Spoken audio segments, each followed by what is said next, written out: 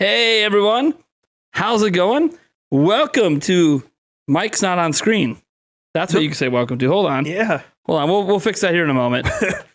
Right, because we're showing that screen up. Yeah. I forgot that I changed the screens because Mike was joining me for a different show that I had to run from a different screen. Nice. I'll fix that, though. It'll take me a second. Anyways, how you guys doing tonight? You guys having a good night? Welcome back to the traditional Nintendo Prime podcast. We haven't had one of these in like a month, it feels like. Right. We pretty much haven't. Not since like before all the Prime Gaming Fest stuff. Yeah, that's true. Actually, Yeah. so it almost has been a month. That's insane. 3 weeks. Let me get Mike out joining the show here.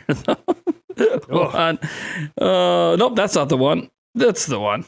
I will be the voice of the podcast. The voice. There you go. Of the podcast. Is that it? Nope. Pretty sure this is it. Yeah, that is it. There we go. All right. Let's see if this works. And well, I guess we just find out. We just raw dog it, right? Yeah, right. Raw dog it. There you go. Let's see what happens. Let's see if he ends up. All right, and now we hit the button. Yeah. And I won't know for a second. He's there. We got him. There's Mike. Hey. Mr. Mike Odyssey has joined us yet again on the podcast. He's busy waving like he's on a float in the middle of a parade or something. Right. He just won Miss America or something. I have no idea. He just won sexiest man in Florida. In Florida? Yeah, I have no idea. I can say. Yeah, there you go. See, he'll own that. He'll own that. If we're just talking Florida, he's got that. Yeah, this is Florida. Yeah. Just Florida. So are you trying to pull some bullshit on me right now again? Mike Firefox Perez. That's a good name. The reason I'm asking if you're trying to pull one of your little mic pranks right now is your microphone is super in focus and you are not. I don't think I don't think it was intentional. Yeah. But I sat there, I was like, he likes to pull pranks. Yeah, right. On like every single show, and I'm like, is this one of those pranks where he just all you get to see is the mic? And it's Mike. It's Mike. Totally Mike. There's Mike from Mike Odyssey. Yeah. Well, I mean, you're not wrong when you introduce Mike. There's two of them. Yeah, right. So for those who don't know, what the hell are you talking about, Mike Odyssey? He is Nintendo Academy technically for a little bit longer. He is transitioning to a rebrand to Mike. No. Do you want to explain it a little bit to the audience? Sure. So basically, Nate and I had a really interesting thing come up in the prior podcast, and one of them was having Nintendo in our YouTube names, right? And we know that we have so many limits when it comes to branding and merchandise. I know, just like Nate said, it happened to him whenever he wants to put a Nintendo Prime something on a store. They shut him down just because it's Nintendo. So we came across this thing about, we might have to rebrand later on once our channels grow, to make sure that we can, better represent our brand. We'll still be Nintendo channels, but with an authentic ourselves, right? So that really kind of hit me hard. Because I've been through that a lot. I'm like, I can't do t-shirts because Nintendo Academy. I can't do a lot of stuff. I've been like, even when I tried to register the LLC so that I can kind of keep the Nintendo thing apart, that was shut down itself, So I can't even register Academy either. Well, the trick with LLCs is you register it as something else, like Academy Enterprises or something, and then you run the channel underneath that. That's how you actually get around it. Yeah. We had this come up back in the Zelda Informer days. We had to run it under a different entity, but it's whatever. Yeah, that makes sense. But yeah, so I wanted to kind of knowing that we were going to head that way anyway. My channel was still pretty small. We're only like 40 subscribers away from 11K. Yeah, I was gonna say you're not that small. You're practically at the size I was when I started doing YouTube like 5 years ago. Yeah, so and your viewership's going up. I'm seeing the numbers. I just looked at it today. Right? You're growing. Mm-hmm. Organic growth. Here we go. We're getting subscribers that are actually watching. Yeah, right. Not temporary promotions for me. You actually get the real thing now.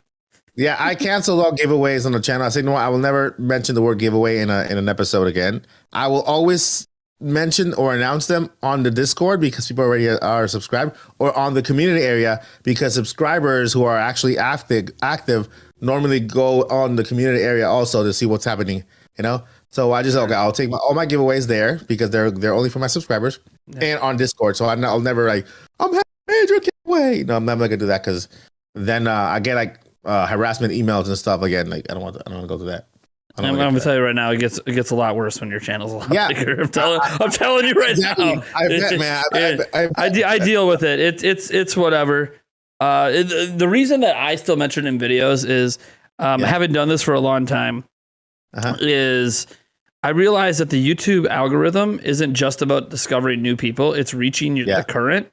And so, as an example, on my Discord server, we got like 1,500 people. A lot of people just have channels muted, so because they're tired of notifications or whatever, which I get. It can be annoying sometimes, especially if you're part of multiple Discord servers and you're at work and you don't want that stuff, and people don't realize they can mute notifications temporarily. I don't know, it's whatever. People are gonna do what they do. Then you're like, oh, I'll just rely on YouTube notifications. Well, you might not get notifications on my videos. You might not get the community post. You might not know about anything. We've had a number of people like show up to when we were doing like a giveaway stream, and they're like, I didn't even get notified for this, and I didn't know you were even doing giveaways. I'm like, I've been talking about it for like 2 months.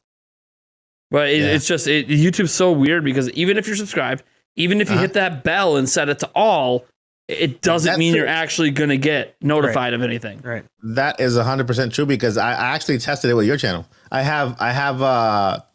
turned the bell on and I selected all notifications, right? Yeah. I get half of them. I get half of them. I get some like a day and a half, 2 days later. Yeah. Like, and it shows like new, right? That doesn't help me. Yeah, it's like, it's a news channel, and I got his news 2 days later. Well, I already know the news. Now you're not going to watch the video. Then you might not find out that we have like an 80,000 subscriber thing coming up, guys. By the way, thank you so much. By the way, I do want to announce as well that I have this is the podcast. So when the podcast channel hits 5,000 subscribers, we're going to do a giveaway right here on the podcast as well. Yeah. But we got a ways to go to that. I'm not pushing you guys to go subscribe to that channel. But if you want to catch our podcast on demand video-wise, that's the place to go. It usually vanishes off of off the Nintendo Prime channel after like 24 hours, 48 hours at the most. Audio-wise, actually, we're pretty much caught up. We just don't have last week's episode up because, I wasn't here to put it up. Yeah. So, but that'll go up at the same time this week. Guys, I'm pushing you to subscribe to the podcast channel. Go ahead. I'm pushing you right now. Yeah, I think we have a command for it actually. Yeah, I think is it just podcast or is it pod? It's that or pod. It's one of the two. You guys go subscribe to the podcast channel. Look. So the reason, go ahead, sorry. No, go on. What were you gonna say? We're all good. We're in the banter stage. We're fine. Okay, yeah. So the reason why I chose Odyssey, okay, I was looking for something that represented the journey, right? So another word for journey is Odyssey. And when I found that out, I'm like, wait a minute, there's Mario Odyssey. So it's still tied to Nintendo.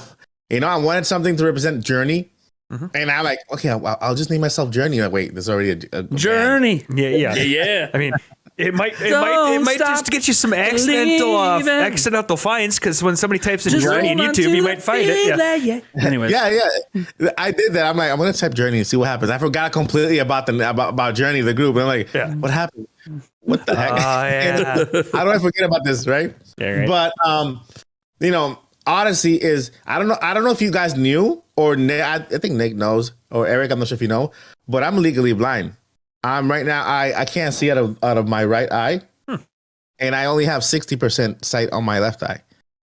And when I had a cornea transplant on this eye, I got my sight back because I was blind before when my wife was pregnant, and I wanted to see my daughter's face, right? And so I had to go through a surgical procedure that was really risky. It would take away the ability. If it went wrong, then I would just say goodbye to seeing. So completely dark. I wanted to see my daughter's face. My Genesis. And so I said, you know what, I'm gonna go for it. So I went for it, and thank God, it was good. At the time of the surgery, I got 90% of my sight back. It's been dwindling down just because it's the only eye working, so it gets bad sometimes. But it's a journey that I had to take in order to get to a certain point. And I had to, for every video, it takes me twice the time to edit just because it's strainful on my eyes. I went to Full Sail after I got my sight back as an adult, and I got a graphic bachelor's degree as an adult, being legally blind, in 100% visual degree. You need your eyesight to edit, to do colors, to do a whole bunch of stuff. So I went to school there because I wanted to pursue my passion as well. I saw my daughter. I was able to see my daughter when she was born. And to me, that was like the best day of my life, period. And then I went to Full Sail, graduated from there. And because of my eyesight, believe it or not, it's really hard to get a job in graphic design and media. I can imagine. Yeah, so basically, I'm like, you know what? I have my passion, which is media, design, graphics, art, acting, anything. That's my passion. I do all that stuff: art, music, acting, graphic design. So why not just start my channel, in a genre that I'm passionate about, which is Nintendo. And so that's where I came in. Let me just apply everything that I took from Full Sail, apply it to Nintendo Academy, and that's how I got started.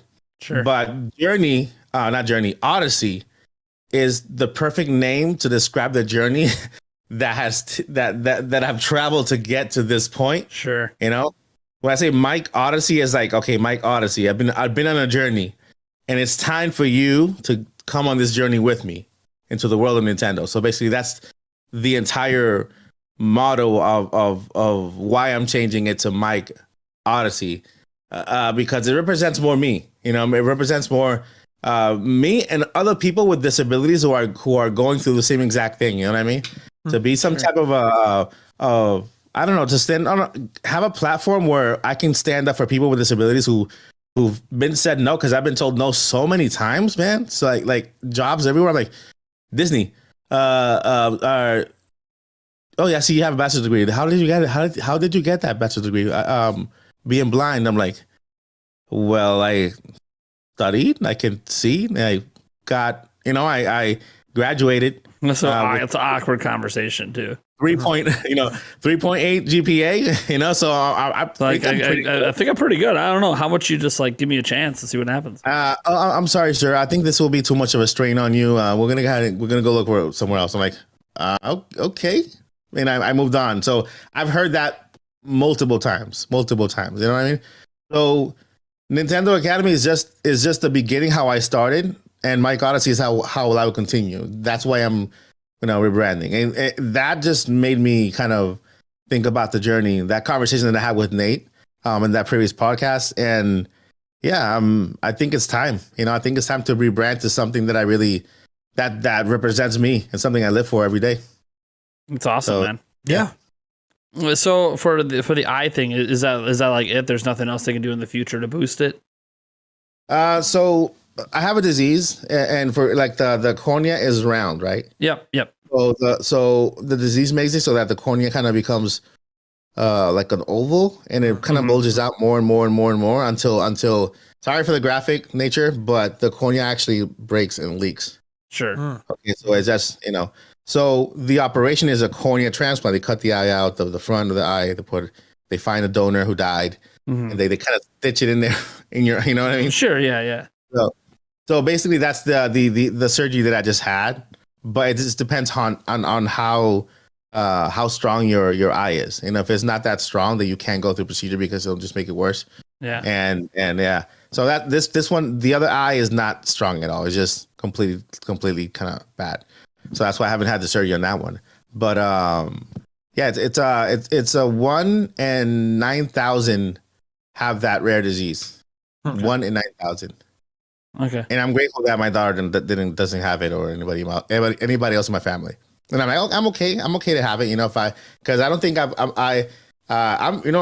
people who know me, they know I'm Christian. I say, God will never give me something I can't handle, so I'm fine.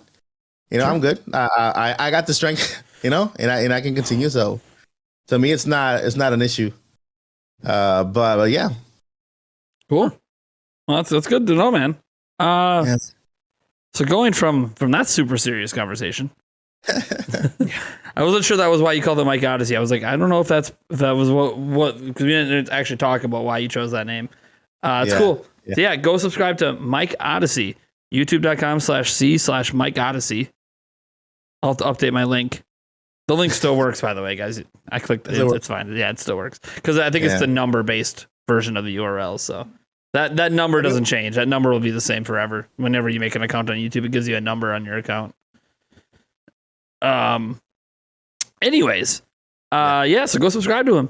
Because in case you guys missed it, he launched his own podcast about a week ago. I guess about, I don't know, maybe 5 days ago. I'm trying to remember the exact day it got published.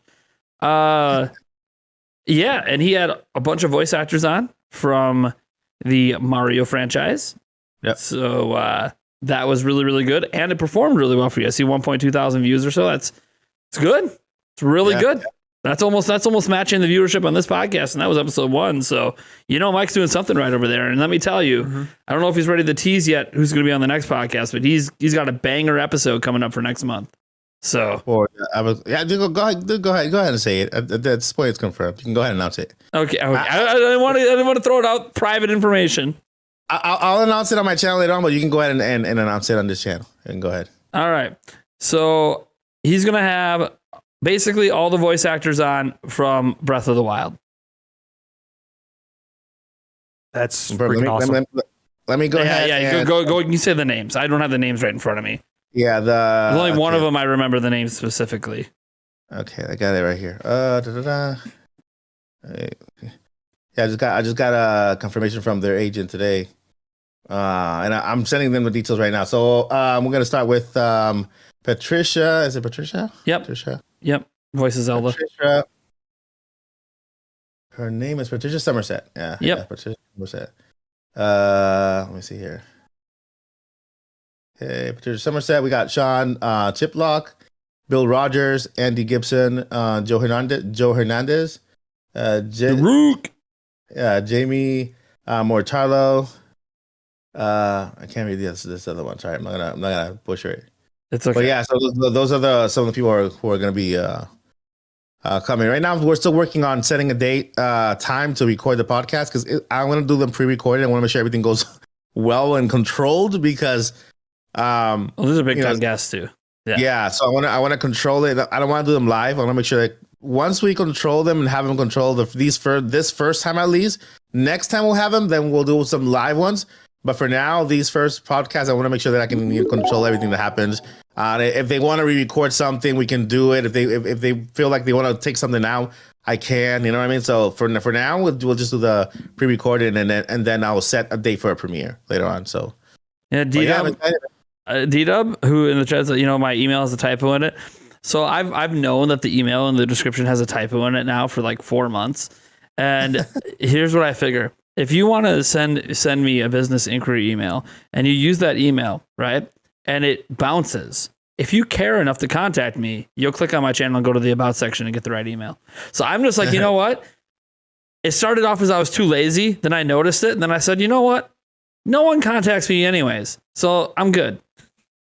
That's not true. I do get contacted by people all the time, including people that want like sponsoring the podcast. So I don't know. We'll see. We'll see coming up.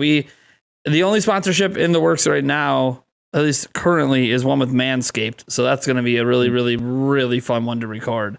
And they want a podcast episode and a normal episode. So you guys know we do our podcast episodes live, but the ad will be pre-recorded. And I'm going to probably have a good time laughing at rolling that one. Yulia is going to be involved in the ad. So you'll see the first time with Yulia involved with the sponsorship because it's Manscaped. You got to know what manscaping is. If you don't know what it is, you can Google it. It's usually pretty safe, but you might see some imagery you don't want to see. But yeah, so you got to have a lot of fun when you're making commercials like that. I would just search you can't show certain things on YouTube. Clearly, I would search Manscaped commercials, not just Manscaped. You'll probably end up with a whole bunch of things you don't want to see if you just do Manscaped. I just did it for you guys. I typed it in. Yeah, this isn't that bad. It comes up with the website first and images. Just don't go to images. I'll click on the images. Let's see what happens. All the images so far are of products. Yeah. Okay. It's actually. Okay. Yeah, and they cut off. They cut off. Yeah, they cut it off. They don't show where you're actually doing it. So. Okay. So we good. Thank you, Manscaped brand, for basically taking over Google. Manscaped. Yeah.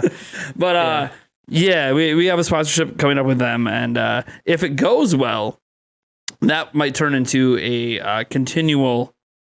They're looking to lock something up for a year if it goes well. So I'm trying to do a really good job on that ad. You guys know I like to do sketches sometimes, and I haven't done one in a while. And the fact that I'm involving Yulia is going to be pretty interesting. Because her and I have been coming up with some ideas on how we can make it pretty hilarious. And of course, bottom line is I got to try the product first before I'll promote it. So that's kind of I always tell it to everyone who's like, nah, I ain't going to promote something that sucks.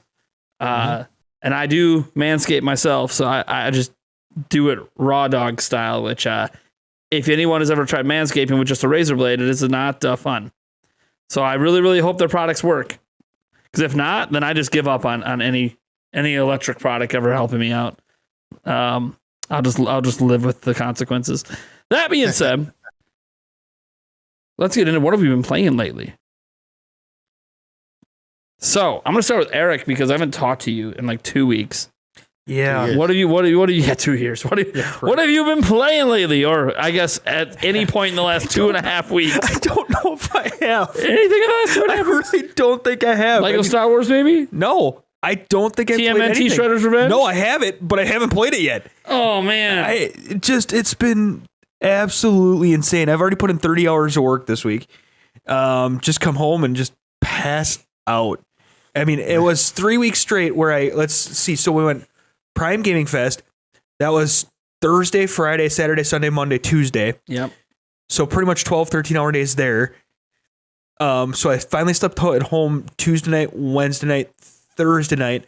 Friday I went to Friday night and Saturday night. Then I went to a wedding. Sunday I stayed home. Then Monday, Tuesday, Wednesday I was on the road at work. And then I've been home since, but it's just been, the work has just been insane. So I just don't feel like I don't know what day it is. I really don't. The only reason why I know it's Wednesday is because I'm sitting right here at the podcast desk. Other than that, I don't have a freaking clue. I have to always remember what day it is because of the podcast. Yeah. Otherwise, I'll get to like Friday and Mike will be like, "Hey, was there a podcast this week? Did I miss it?" I'll be like, I forgot today's podcast." Yeah, I'm like, I forgot to message you too, and I'm like, if Mike's not online, I guess we'll just do it. It's whatever. But I'm like, I didn't have any guests or anything planned. Obviously, like you guys all know, life's been crazy over here since I came off the cruise. The cruise was wonderful, guys. It was an amazing vacation. Thank you so much. Oh yeah, then the one night I came over and helped you. Yeah, Jesus. Helped me with the flooded basement. That was one of the weekend days. So I was like, I felt bad about that because when I called you I could see you were tired. I could see you're actually chilling at home and you're sitting on the couch. If there was ever a time you could have played a game, I interrupted. Yeah, pretty much. Pretty much. He finally had free time and I'm exhausted. Maybe now I grab the Switch, play some Shredder's Revenge, chill, turn some sports on. Yeah. Hey, my basement's flooded. Want to come help? Yeah, right. Because Yulia won't, so I'm fucked. Yeah. No, it's I mean, it's all good. It is what it is. Yeah, but once we got the main water, he left. I dealt with everything else, but yeah, it was obviously quite the journey after getting home with the water heater and all. You guys kind of, if you don't know the story, missing something. The basement flooded. The basement flooded. Hot water heater burst. And then when the plumber came here yesterday, they ended up being here for 7 hours because after they went to replace that, the main shutoff valve broke. And that started leaking everywhere, which is, of course, it's a well, so you can go shut off the pump, but that just leads to more water everywhere. And then our thing burst, our front, basically a bunch of things burst while they were here, like in 5 different spots in my house, which I'm glad it happened while they were here. They would have had to come back. But obviously that just made the bill bigger than I wanted it to be and had them here longer. So if you guys wonder why, I think yesterday after the Direct, the Nintendo Direct Partner Showcase Mini, why I didn't get a video out, I didn't live stream. I was already exhausted. I wasn't feeling great. And then I had to deal with that for 7 hours, which was not, mostly them doing the work, but just the stress of what the fuck else is going to break. Man. And now they're not here today. And I keep wondering, okay, is there anything else going to leak? Like it's cool. Our house, like our sink is finally reinstalled upstairs in the right way because whoever installed it 5 years ago apparently was an idiot. At least that's what the plumber said.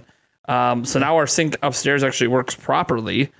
So there was that. A good thing that had a small leak that we just casually mentioned. I was like, I don't know what you need to do to fix it. Oh, maybe we'll tighten some fittings. He looks under there.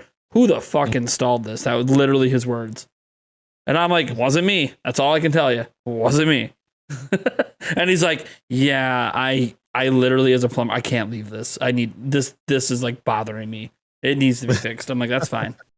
And now, hey, look, our sinks work properly. And now we can actually plug them and wash dishes in them, which we have never been able to do for literally the last 11 years. And now we can actually wash dishes properly in the sink where the water stays. Hooray. And it actually drains when we want it to drain. Hooray. Hooray. Our sinks just work like they're supposed to.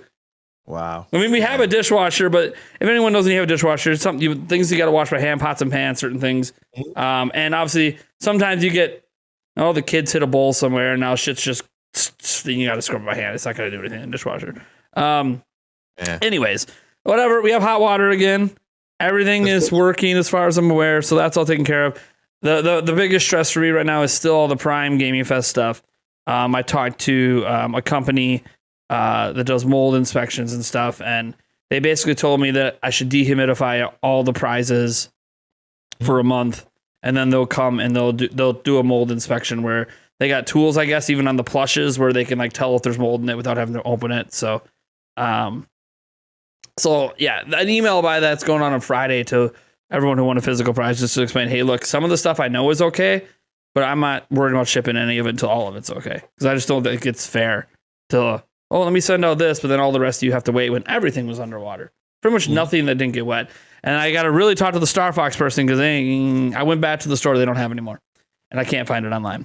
So I got to talk to them about, hey, do you want it as is? Because I guess I could send it to you as is. It doesn't actually looks better now that it's dried out. But, or do you want me just to buy you some other different art?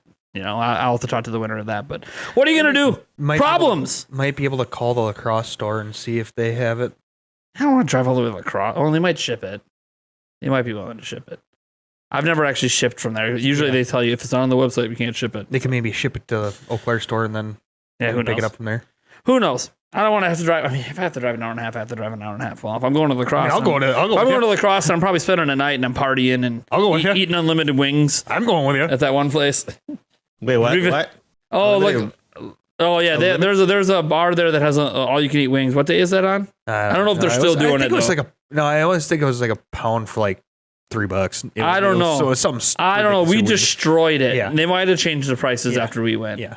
Because it was good wings though. Oh yeah, they were really good, and it was like a combo place, like a bar and grill, and then they also had like another bar sort of attached, and like a dance club kind of thing. It was pretty cool. Mm-hmm. It was a really neat place. The massacre of chickens. Yeah. We destroyed wings that night. I think I think we had at least 4 or 5 pounds a piece. Probably. Dude, they just kept coming. Yeah. They're like, would you like another plate of them? Yeah. Yes. Yeah, you have to ask. And we only spent $15 if that. Yeah, on the actual wings. Yeah, it was insane. I guarantee the prices have probably changed since then. Maybe. Who knows? Maybe that's how they get people in because they make all their money on the alcohol. We just go to the steak buffet. Yeah. Well, they could make all their money on the alcohol too. Yeah. Alcohol, crazy obviously. profits on alcohol. We just go to the steak buffet. Unlimited. All you can eat steak. What? That's not real. Oh yeah. No, that's a real thing. That's not a real thing. That's a real thing. That is a real thing. I mean, they're not the top grade, high quality steaks, but they're not. I mean, I can't get my filet mignon. No. Steak is a steak, dude. That's what I had on the cruise ship. So I'm like, dude, I had filet mignon. I paid extra at dinner time because the food's included. But I'm like, you know what? Where else am I going to get filet mignon for $13? Yeah, because they're cutting off the price from your cruise cost. Right. I'm like, and it was one of the best pieces of steak I ever had in my life. I mean, I've had filet mignon before. Oh my god, it was great. Anyways, so I've been really busy, but I did play games. Holy crap! It's a thing. It happened. So I played Teenage Mutant Ninja Turtles: Shredder's Revenge. How was it? Haven't beaten it, but it's incredible. Okay. Sweet. It might be the best beat 'em up game I've ever played in my life. Holy crap! And I've played a lot of them. Old school, new school. I played a lot of them. And it's definitely, I'll just say it. It's my favorite Ninja Turtles game to date. And I went back and played a little Turtles in Time and some other things. And that were also at the top of my list. And no, this game is even better. So that game is. Haven't beat it yet. So there's a whole new difficulty or something else that unlocks that I have to enjoy. But, I played, some good time in that on my flights. What else did I play? I have installed Fire Emblem Warriors 3 Hopes. Haven't played it yet. Yuli hasn't played it yet either. I know some people want to know if she's played it. Hasn't happened yet because she's been insanely busy as well. But once I get her Switch up and running with it, I have a feeling she'll be taking her Switch to work all next week and playing. Just gotta get it up and running. So she'll be done with it by next Tuesday or Wednesday. No, because she wants to get all the difficulty. She goes through all the difficulty modes and she tries to 100% everything. Gotcha. So it's going to be a bit. Fair enough. So I haven't gotten that booted up yet. Sorry. Shout out to Nintendo America, by the way. They gave me a free code for the game. First ever code from Nintendo that I've gotten since being the company Nintendo Prime. So that was kind of cool. I'm not even in their partner. No, guys, I'm not in their partner program. They reject me for that, but then they send me a code. And they didn't even call it a review code because I got it the day the game came out. That's a Golden, right? Golden? But yeah, Golden gave it to me.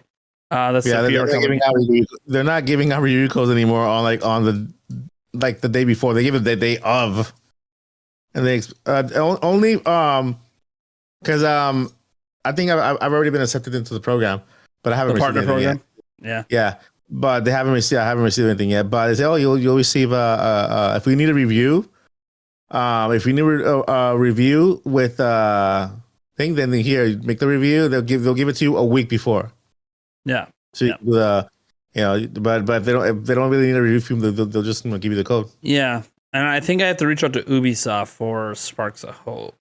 Yeah, and I haven't one contact with them, so I'm gonna try to finagle a review copy. We'll see if we can get a review copy, guys. We'll do all the pre-coverage, no problem. Yeah. I'm not necessarily interested in putting out full reviews. We'll see. It could be something I do in the future. If I start getting games early, then I'm interested in it because I can kind of get my reviews out when other people do, or close to it anyways. But reviews are a lot of work. One thing I did think about doing is I could do video pre-coverage. They let you have so much seconds you can show, so much stuff you could talk about in the previews. It'd be cool to do that and then maybe do a live stream talking about it, like a Q&A on what I'm allowed to talk about, and then get my website back up and drop a written review. That maybe someday I'll turn into a video review, but written reviews are just easier to put together because I don't have to record my entire playthrough like you basically have to do for a review, so you can get the right clips. Because it's easier for me to play the game and get through it if I don't have to always be down in my studio, always hooked up to my recording station. Like I could just play it like you would normally play a Switch anywhere, watching my kids and stuff. Then I can actually get through it, and then I can write a review. But pretty cool that Nintendo America is at least sending me code. I mean, it really doesn't necessarily save me money per se. I mean, in this case with Fire Emblem it did because I hadn't bought it yet because I knew I was going to be on vacation. So it was kind of nice that I just checked my email and I got a code. So it's not really a money saver because if I want to buy digitally, if you buy it ahead of time digitally, you can usually play it the night before it comes out. Yeah. So like if I'm doing streams of it, it'd be kind of cool to just have it to do it right away. But it's still neat. So it's baby steps. It's baby steps. They still won't accept me into the partner program, but it's baby steps. Yeah. And I don't know that I care to be in the partner program. But hey, if I can get you review codes of something like Ubisoft is one that I feel pretty confident that if I was ever to get a review copy of a game, it'll be from them for Sparks of Hope. Because they know my channel. We've worked with them 2 years in a row. So we might be able to pull that off.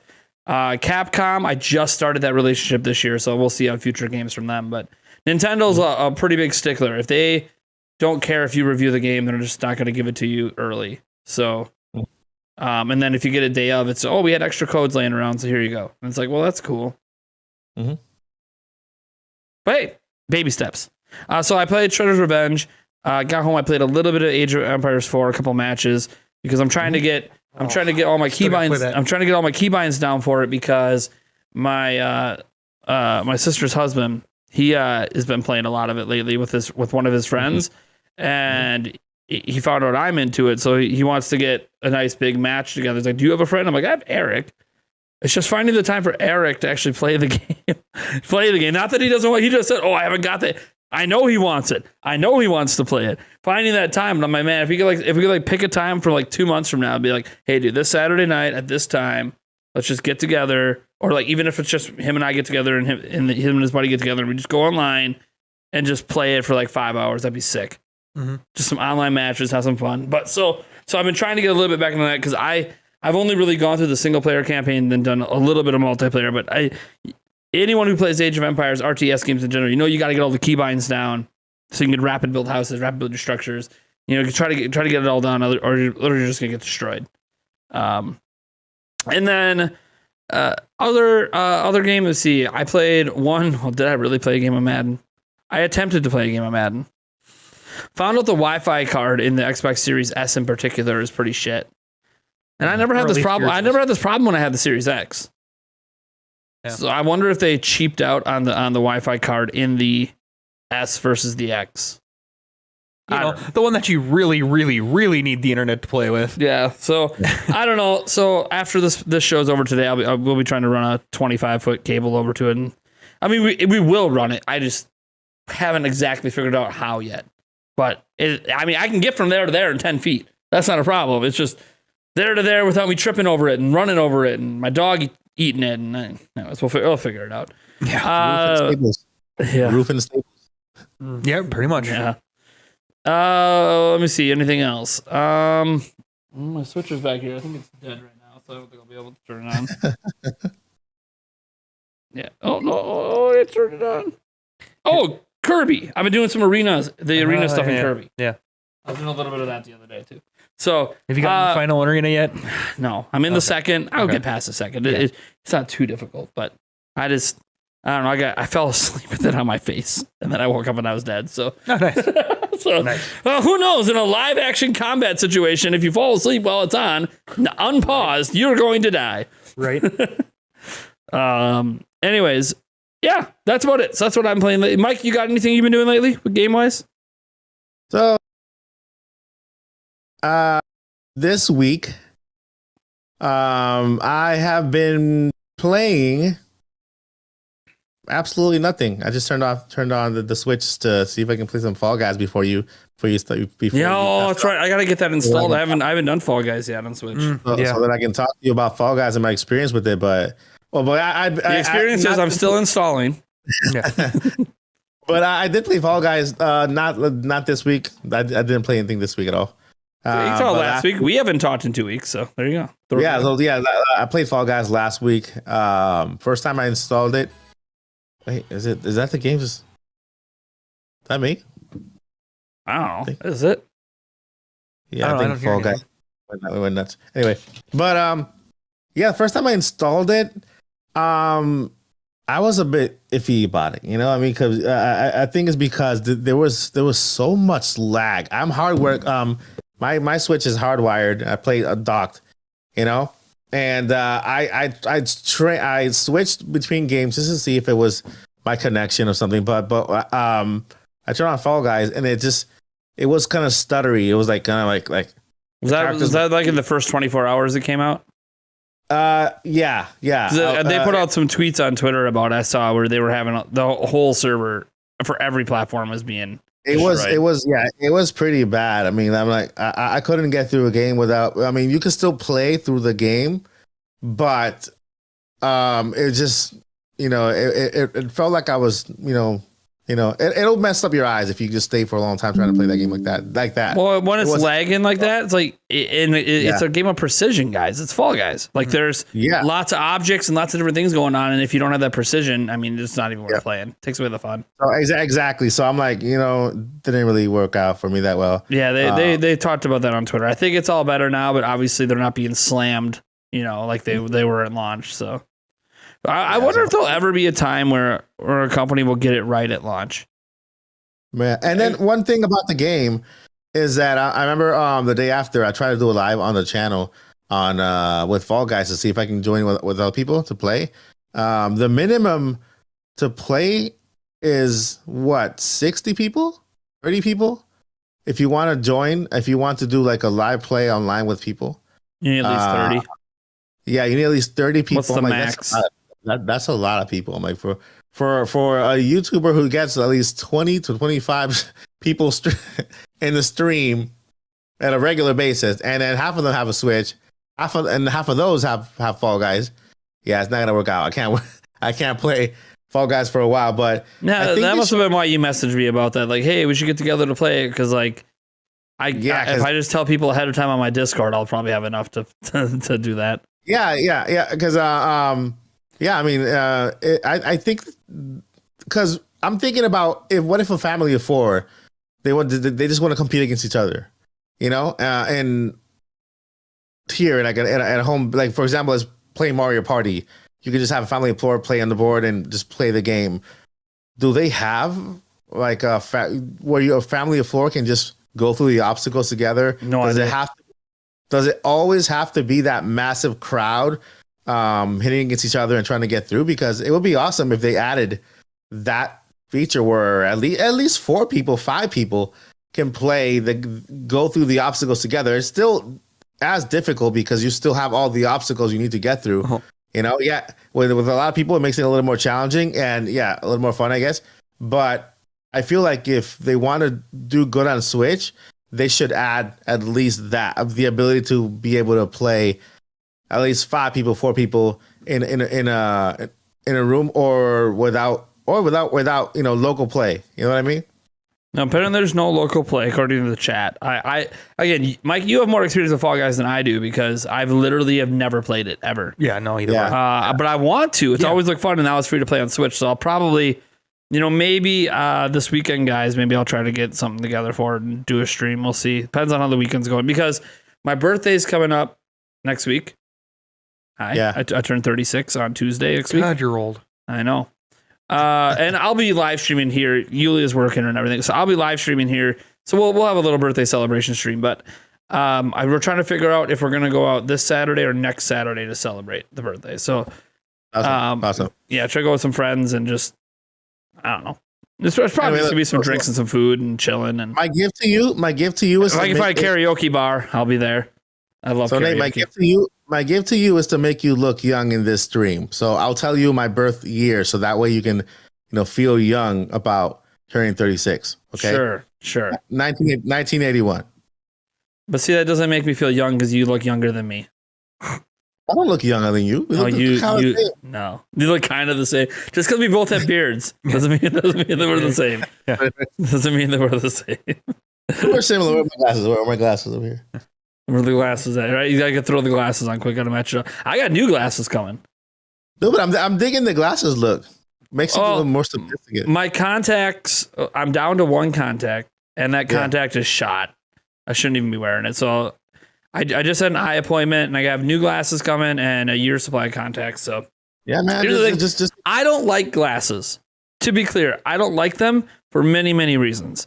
They look good on you though. I don't care what they look like. It's not about the look for me.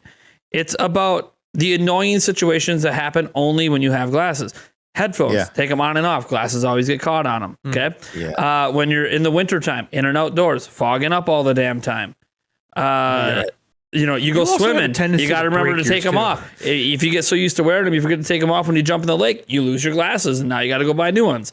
There's a lot of annoying situations that come up with glasses that people don't think about when you don't wear them 24 hours a day. Mm-hmm. And I've worn them for 24 hours a day for almost 15 years of my life. And I'm telling you, the moment that I finally decided to get over the annoyance of sticking contacts in every day, and I just got used to, oh my God, this is what my life was like before I had glasses. This is great. I don't have to think about shit. All I got to remember is set an alarm on my phone for like 10 p.m. at night. Hey, remember to take your contacts out tonight. Okay, cool. As long as I get that reminder, it's awesome. Like I couldn't imagine, like I suffered the entire cruise with the one contact because I didn't want to have to worry about my glasses on the cruise. Like I brought them with, obviously if the contact fell out or, my eyes started hurting, it was whatever. I was going to have to wear my glasses, but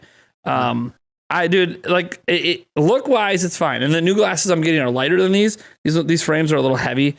So the new ones I'm getting are lighter, but it doesn't matter. The only nice thing about it, and this is something I need to get used to, is I added the blue light filter to my new glasses. So they just look like normal glasses because they can do that now. They don't have to be like the shade that you see sometimes on the blue light filter glasses. Crazy, yes, yellow glasses, yeah. Yeah. So they look just like normal glasses, but they have the blue light filter. And by the way, my eyes barely got worse from 3 years ago, last time they got tested. So it's not like I'm doing it because my eyes are getting worse. It's just more of a, I'm trying to think a decade down the road, you know, if so, and maybe I'm lucky nothing happens, but you know what? Why not throw it on there? It's $60. My eyes barely got worse. He said, I probably won't, you know, if this is how it's going to be, I probably won't have to get new glasses for like 5 years. So I'm like, you know what? For $60, well, and just throw it on the lenses. And if you wear them quite a bit too, you might be trying to save your eyes with the blue lights too. I mean, if it damaged from the like my whole thing is probably that my goal anyways is, because there are some mornings, guys, where I'm not recording for a long time and I'm just doing research. So I could wake up in the morning and just wear my glasses while I'm researching all my videos and everything. And then I'll throw the contacts on before I'm going to record. And then I'll probably just wear the contacts the rest of the day, which is fine. But still, that saves my eyes half a day of any sort of possible blue light strain. So like, hey, it's something and it's better than not doing anything. Because personally, I don't like I know phones and even computers now have you can turn on the blue light filters on them. I hate it. It washes everything out. And when you're editing and trying to do color accurate work, you can't do that. You need to leave it on so you can get your accurate color. And it's fine. When I'm at night on my phone, it's not too big of a deal when it turns on. But I just don't like it. I'd rather just, and by the way, if they ever make it so I can put it on my contacts, sweet. I'll do that. But that technology doesn't exist yet. So he did say they're experimenting with it, but it'll make contacts more expensive. And I'm like, well, I already pay like $1,000 for contacts a year. So like, what's another $200? So just let me know if it's ever a thing, and I'll just get contacts that have them. But hey, have you ever considered LASIK? Yes, it is something that has been considered. And you normally just do one eye at a time. Because you basically just wear an eye patch for, I don't know. I think they told me like 1 or 2 weeks, and then and then you're basically done. And it hurts for a little bit, but you get the good pain meds and you get other stuff, but for antibiotics and stuff. So, and apparently it works really, really well. And my right eye especially has stigmatism that is so bad that basically they can only correct it with a contact to a certain point. That's nothing I can do about it. It's the shape of my eye. It is what it is. Yeah. My left eye can be way, way more corrected. But so it's an option that we've considered. Because obviously you're not going to do it to one eye and not the other. Because I would just put a contact in one eye and not the other. That's just weird. I mean, I guess you could do that. Maybe there's someone out there that they got LASIK on one eye and said, "Fuck that! I'm never going through it again." So then they just wear a contact in the other eye. We'll save you $500 on contacts. $1,000. Yeah. Get it done on the right eye. Yeah. Keep the cheap contacts on the left eye. Oh, let me get your eyes tested. You only got to test the left one. I got 20/10 on my right now. Pirate. I was considering a pirate. There you go. Pirate Mike. Yeah, there you go. But there's a lot of things too, because they said when you get LASIK, if you're someone who does computer work, that you should basically just not do work while you're recovering. Like you can still use the one eye, but you don't want to overstrain it. So it's like, you can casually watch TV from a distance, but you're not gonna be able to be up close. So then I won't be able to YouTube or my job, and I'm not in a position where it's like, I can just not work. Yeah, that's cool. I can just not work. That's just so. And the thing is, it's like, I'll still have one eye. Oh, you can still record a video. That's cool. Who's gonna edit it for me? Who's gonna do all the work? Mike. Mike.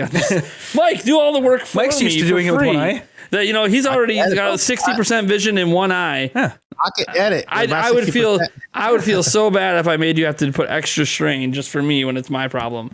And I was gonna ask you. I was gonna ask you if I could edit that commercial you're working on. For Manscaped. He'll cut out the parts that are supposed to be. He'll leave the parts that he's supposed to be cut out and just pull those up, and that'll be the commercial. No. There won't be any inappropriate things on film. No baby. There will be me in a shower. Okay, but it won't be inappropriate, because you're not really. You're basically what you're gonna see is me stick my head out as Yuli is like, "Honey, you really need a Manscaped," and then she's gonna hand me the tool, and I'm gonna be like, all right. And then I'm going to close the door with it and turn it on. You're going to hear the buzzing. You're going to hear, Zah! No, it's not supposed to cut. No. It's okay. It's a joke, obviously. I already talked to Manscaped about it. They're all cool with it. People do a lot of funny things with it. Oh, I know they do. And anyways, then I'm going to be like, oh, whatever. It's so gentle on the skin. I can do it while singing in the shower. sing some stupid song. I don't know. It's going to be funny. Have you seen Truman Show? Yes. Oh, yes. You know how in Truman Show, it's like there's a lot of ads, and then everybody talks like, buy this, the roadie, blah blah blah blah blah blah blah. You know, like that, right? Yeah. And it's like I was like, who are you talking to? Right. Why not make like why make Julia say like you're just watching TV and she's like, have you tried Manscaped? It'll lick you, and you're like, What are you who are you talking to? What are you talking about? What? And I'm like, I think I need to shave. Have you tried Manscaped? And have her act like you're Truman because you have no clue what's going on. Everybody around you is. You were like, no. I thought about that idea. So Yulia, every idea we've come up with, Yulia's like, I want to say as little as possible. And I'm like, that's have you tried Manscaped? Have you tried Manscaped? Just say it on repeat like 5 times. Yeah, you get a commercial, and you're like, what?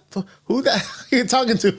It's just gonna be the commercial's gonna be Nate just rambling away, and all of a sudden Yulia walks in, Manscaped. Right. and then a different situation, Nate's just rambling, Manscaped. Yeah, I'm gonna be like, hey everyone, welcome to Nintendo Prime. Manscaped. Have you Manscaped today? What the heck are you doing, honey? I'm recording a video. I don't care. Have you Manscaped? Right. Hi guys, this video is sponsored by Manscaped.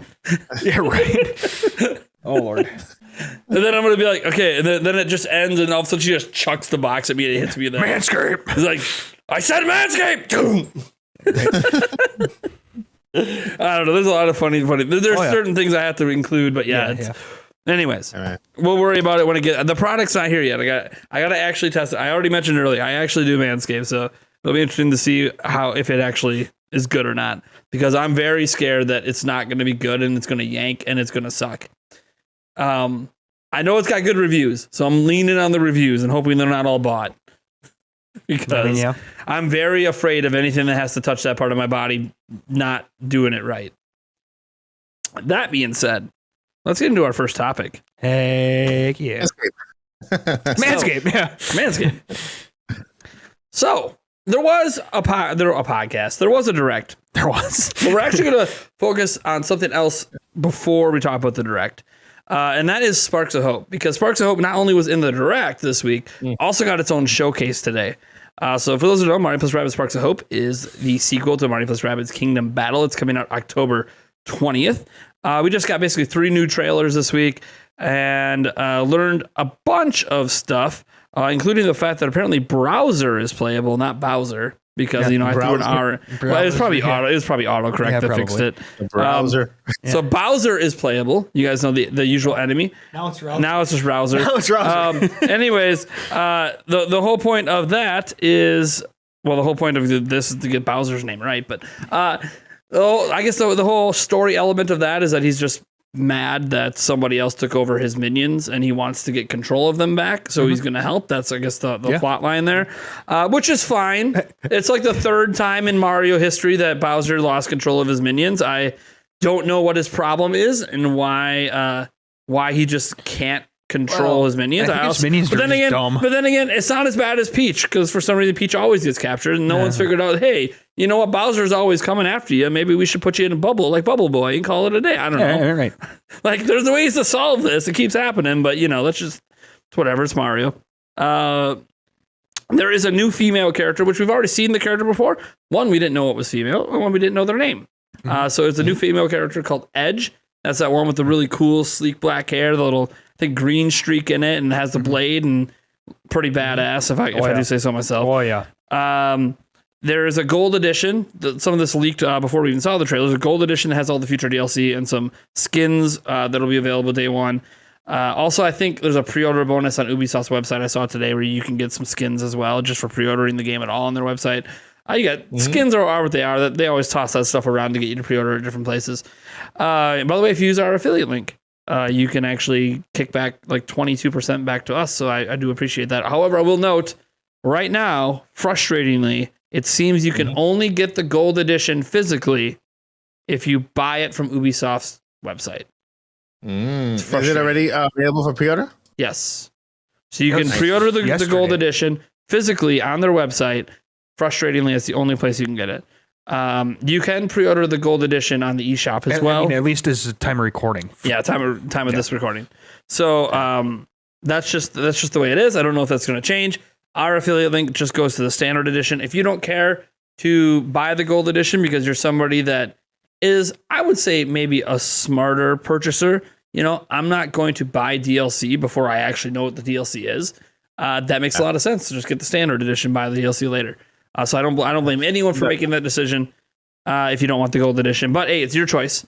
The game, we learned a lot about the game that we didn't know. A lot about how the combat works, about the freedom, some changes to the characters that are from the prior game. Pretty much all the characters you had in the prior game that weren't in the DLC are unlocked from the beginning. You don't have to re-unlock those characters. I presume you'll have to unlock Bowser and the rest throughout the story. Rosalina, the Rosalina Rabbid, we'll have to probably unlock her as well. But what I find interesting is they are adding more than I read an interview on GameSpot from the director of the game, and what we basically learned from that interview is not new information about the game, but essentially that the first game was a total experiment with no budget, and he was super nervous to pitch it to Nintendo, and never thought in a million years it would be approved. And Miyamoto and company just loved it from the get-go. Mario with guns, not even a problem. People are always like, oh, Mario with guns? That's such a weird concept. No, that's just something Nintendo never thought to do. They were never against it. So it's really interesting how that worked out. And because the game was so successful, you said that game was so successful that basically we get to make the game we wanted to make the first time this time. So, yeah, obviously they have a bigger budget. And he said the game is significantly larger than the original game, which that excites the hell out of me. And obviously they got to do a lot of the cool things with the combat that they were basically playing it pretty safe with the first one. Now they're going to just go all out. So we have side quests now. So you can pick up side quests now, do it in the overworld. You get freedom of movement, not just in combat and in your movement stage now. For those that don't know, in the old game, the movement wasn't free. It was grid based, and as soon as you chose where to move your character, you were stuck. You couldn't reverse your decision. Here in the movement stage, you can move your character over here and you'd be like, you know what? That wasn't a good idea. As long as you're still in the movement stage, you can move them back and move them back somewhere else. As long as you haven't fully attacked. No, attack's a different stage. That's a different stage. So they have different stages. Well, they had this in the first game as well.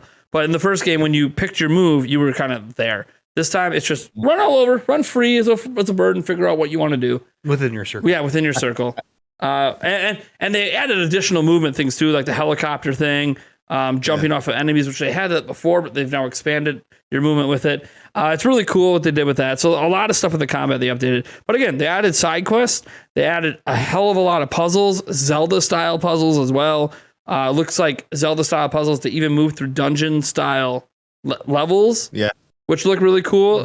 There was a Luigi's Mansion looking level that looks super exciting to me, and it looks like one of the bosses is literally a straight rip out of Luigi's Mansion 3 with a ghost rabbit. I'm so stoked for that. I can't wait. I'm really hoping that we get a repeat of a singing boss at some point in this game. That would be sick. I don't know if they're going to repeat that idea. That was so brilliant from the first game. It would be sweet if it came back. But I like the enemy designs. Some returning enemies, some new enemies. It just looks incredible. Obviously, it's a Mario Galaxy inspired game. And the way the director talked about it in the interview is basically he sees this being a franchise that's just going to keep going and going. The team that's working on it has literally done nothing but Mario and Rabbids for 8 years. And he doesn't foresee it changing because they're just as passionate now as they were back when they first started the project. So as long as it keeps selling, they're going to keep making them. I'm okay with this. And I am all for that, because the next one you would presume would be on Nintendo's next platform. Because they basically said we went from the game to the DK DLC, which came out the following year, straight into making this game. It's been nonstop. So that means they put at least 4 years of development into this game. And that's just, or 5 years. That's just exciting. So I'm really, really loving I have zero complaints. It looks incredible. And this is where I toss it to Eric, because I know everyone in the chat has been waiting this entire time for Eric to talk about this damn game, because they know how much he loved the original. Eric, the floor is yours. Just gush. Have fun. I got nothing. I got absolutely nothing. I don't know what the hell chat's talking about. I hate this game. No. It's only his most anticipated game of the year. No, for sure. It looks phenomenal. I love the fact that you can go and dash attack, and then all of a sudden, if you haven't attacked with, it looked like if you haven't attacked with your character yet, you can still keep moving. You're like, cool, okay. Yeah, and some of the dash attack looks like it's just in the overworld, walking around. You can just dash. Yeah, like basic enemies, like a Goomba. Right. So. I love the bomb where you could dash attack and then pick it up and chuck it at the other characters. That was freaking just great. Edge looks sick. I was excited. I was excited for her. Oh yeah, I was excited for her to begin with, but then it's great to finally actually get to semi hear about the character.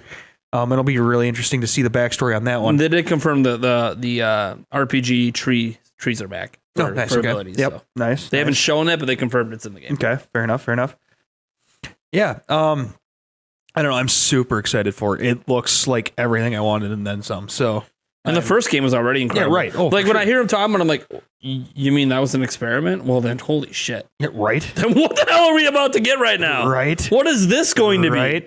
Right. And Nintendo has slated it as a major holiday game. October 20th. Wow. It is their big October game, which if everyone knows, every year Switch, they seem to have some sort of big October game as their first big game in the holidays. And this is positioned to be that. And Nintendo had put up trailers for it on their channel as well, obviously, and they're going to be promoting it. I think this game's going to be significantly better than the first, which is just impossible for me to even think about. And man, oh man, I've now rewatched all the trailers this week like 4 times. And the music talent. Oh yeah, the musical talent Grant's they have. And oh my gosh, I'm Mike. What are your thoughts? I could gush about this for the next 5 hours. Oh god, it's everything and then that I wanted and then some. I am so stoked. October 20th cannot get here soon enough. Can I be completely honest with you guys? He doesn't like it. Honest. It's all right. Yeah. I'm gonna be completely honest with you guys. I'm sorry if I hurt anybody. No, go for it. Or I hate Mario plus Rabbids. I wanted to set it up to look dramatic, but no, I'm not gonna hurt anybody's feelings. But it's okay if you don't like it. These kind of games aren't for everyone, They're XCOM style stuff, But the thing is that I didn't consider it until I met you guys and saw how stoked you were about Mario plus Rabbids. So, like a month, 2 months ago, I bought Mario plus Rabbids and started playing. Yeah, it's cheap too right now. It's a good time. It's a good time to buy it if no one's played it. Yeah, really, and just because how stoked you guys are for it, but before that, and it's because I like RP. I'm used to combats. Either you're completely free, just kicking the crap out of the other person, or you are a turn-based RPG kind of battle style. I was never too into strategy games when it comes to you one move, next move, then you move this way, then you move that way. Although I love the game of chess. I mean, I play chess like crazy. Yeah, that's literally like chess, but yeah. I love the game of chess. And then until I'm starting getting into it a lot more now. And I'm kind of getting it because I love the story so far. It's pretty cool. The story's cool. They had a neat concept for that story in that first one. Mm-hmm. Yeah, so that's why that I'm getting into the franchise more as I go now. So basically, it's what I did with this other game on PlayStation where okay. I'll give the first game a try before the other one comes out, and I'll try to beat this one game before the other comes out. I'm doing that right now. I'm beating the first game before the other one comes out, and I actually enjoy it because it's kind of like it pushes me to play more. Like, okay, I gotta do this before the other one comes out. Although I think I got time. 4 months, yeah. What I see about this game, I love how the game looks. It looks incredible. What I've seen so far, I love it. I actually took the timer, the countdown from the thing today. I screenshot it and to recreate it for myself because I loved it so much. And the presentation was awesome today, man. It was awesome. I just have to laugh though too that they had a half-hour countdown to a 15-minute presentation. It's like, that was awesome. Really. That's a big countdown. Yeah, that's it, guys. My streams are typically 3 hours. we're gonna start having 4-hour countdown timers leading into the start of the stream. You just started You started at 10 a.m. and then it's 10 p.m. You started your stream. Just a full 12 hours. So that way, it cuts off when I start doing the dirtiness. Right. Yeah. So then it's not actually kept. They just kept the timer. Yeah. YouTube just skips the timer. That's it. Man, how does this stream have so many views? It's just a timer. And everyone wanted to see what happened at the end. That's hilarious. Everyone stuck around to see what happened at the end. Genius idea. Well, remember, it's like the countdown timer to marketing. Yeah. Everyone just likes countdowns. Yeah, no matter what it's for, just countdowns. Yep. So like, there we go. So just put a timer counts, up. What? Wait, so the view counts even though the countdown is up, right? Yeah. Yeah. Yeah, the view counts. Yeah. View counts. You know what? Expect an hour countdown from every video from now on. Right? We're trying to get that watch time up, everyone. Right? Yeah. YouTube cares about watch time. Oh, Jesus. My next video, no, because it's got to be a stream because they could skip otherwise. It's got to be a stream. You're not going to know what's at the end of that countdown if you sit through that countdown. Oh, yes, yeah, you're right. Yeah. And the fact that it totaled 45 minutes and not like a half hour or an hour, premiere, I suppose. You know, it's just pick something that's nice and clean and round. I mean, I guess 45 minutes is okay, but yeah, right. It's twice as long as the presentation. It's like, what is going on? Okay, I can understand a half hour countdown to a half hour show. Sure, fine, whatever. But it was cool. But, I thought the show today, because this podcast is live on the day that the actual show happened, the showcase. I thought it was a really, really good showcase, really well put together. And obviously they said we're going to hear more in the coming months. I don't know what the hell more we need to hear. I'm sold, but I'm already sold before this. I'm wondering, like, if there's people out there who aren't sold, what do you need to see to consider buying it? Because it's hard for me because I was already such a fan of the first one that I was kind of sold the moment they even announced it. So yeah. I'm like, what do you need to see? Do you need to see, is there a certain character? Do you need to see that Rosalina herself is playable? Do you need to see more of the story? Because they didn't really go into the story much. So do you need to see more of the story? Do you want to see one of the boss fights played out to see how epic they can get? Because they just sort of teased it. But before the last game, we actually saw an entire boss. Do you just need a demo? Is it going to be a demo, try it yourself kind of thing that you need to see? I'm always curious what people need to see for it. And I know some people won't get it at launch. It is an Ubisoft game. So everyone knows you wait 3 months, you'll be able to get it for like 50% off. That's just the way it goes. But it'll be full price through the holidays, I'm sure.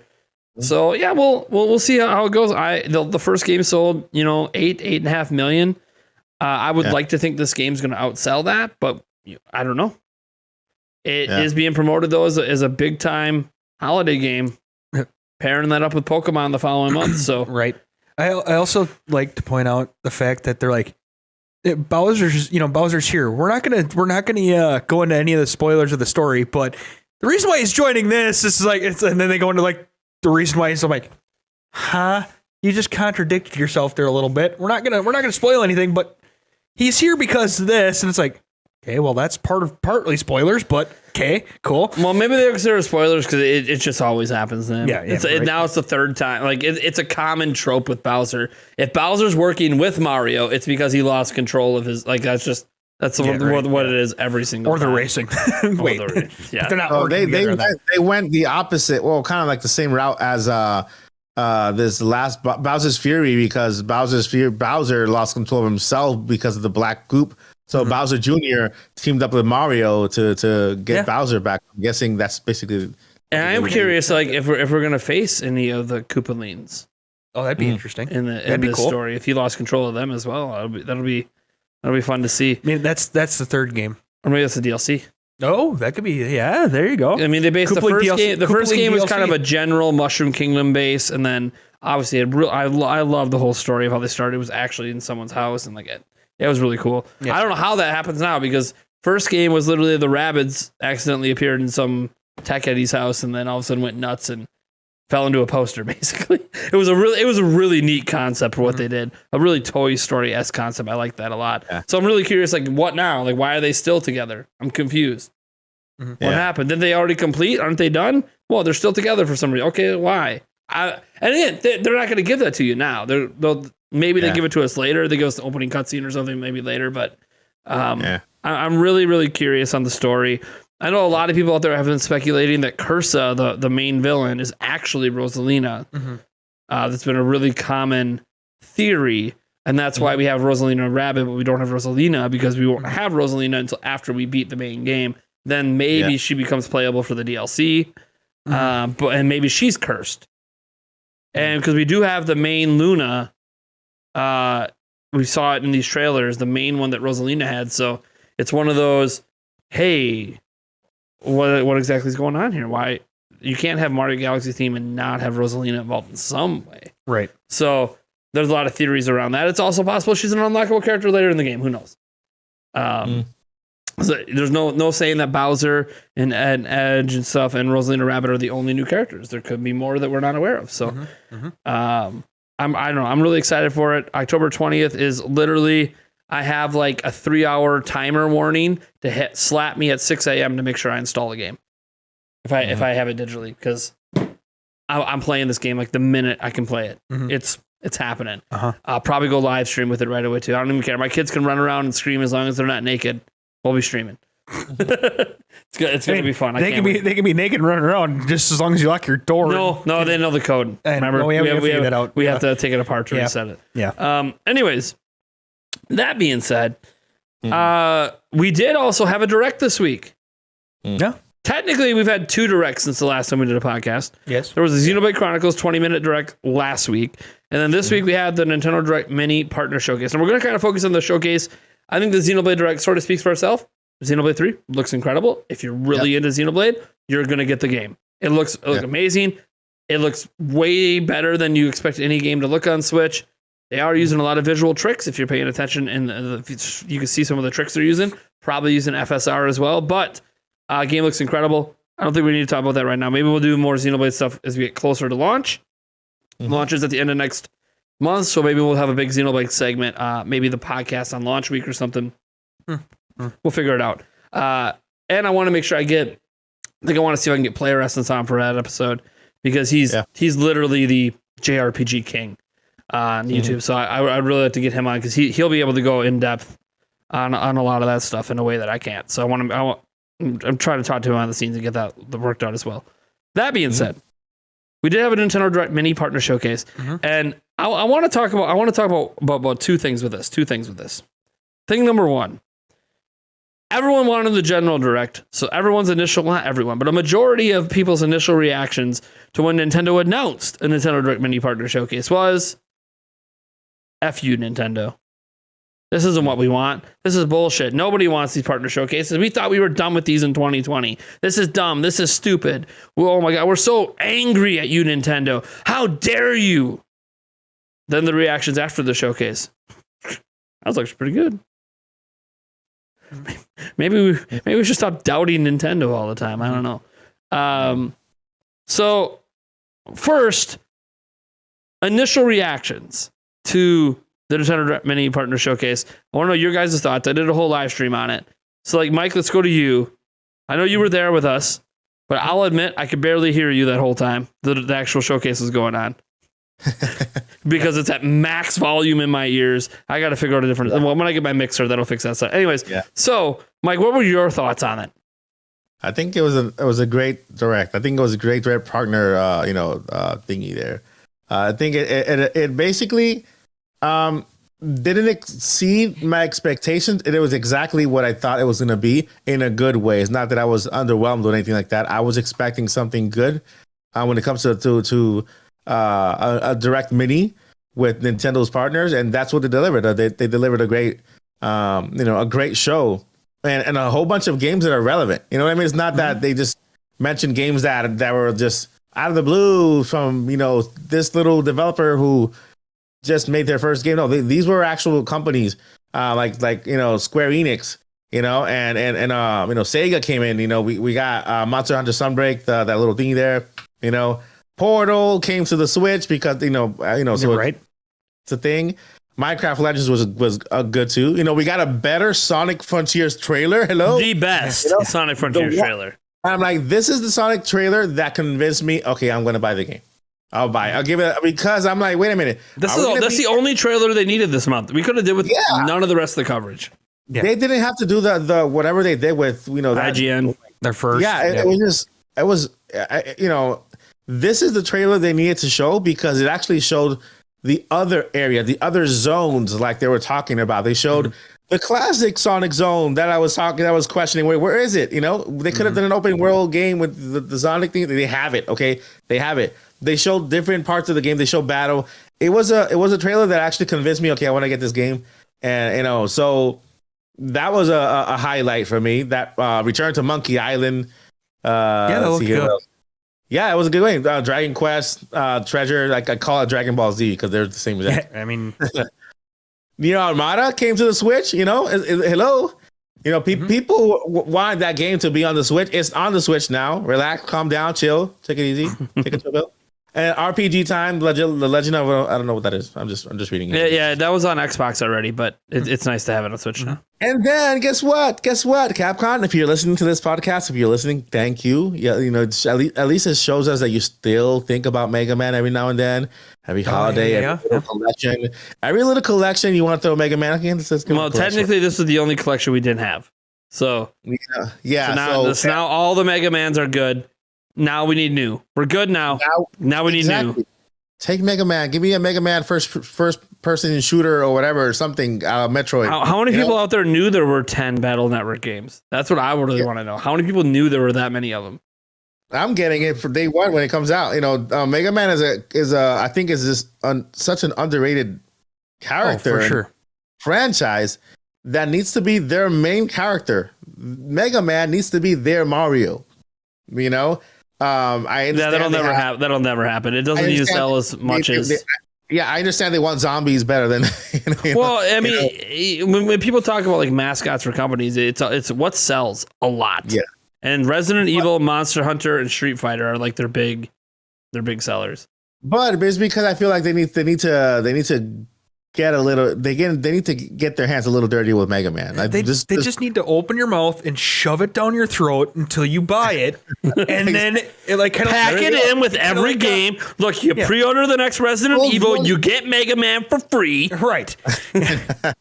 Well, I think they need to explore Mega Man, like his backstory, like a real game that get people invested. That's the one thing. They need Breath of the Wild it. Exactly. Breath of the Wild Mega Man. Open world Mega Man. Have him walk out on the rock like Simba looking over his pride. With towers. Don't forget the towers. Yeah, I gotta have the towers. Yep. Have him sleep for like 100 years and then have him wake up one day. Open your eyes. Yeah. Huh? What? I'm half robot. What's happening? Yeah. The story of Mega Man being like a kid, is it? A kid that turned it? So yeah. Mega Man, it's an interesting story. Interesting. If they actually go into that story and give us a full game, not the side-scrolling type, but they need to really upgrade that, then I think they could, they have something there.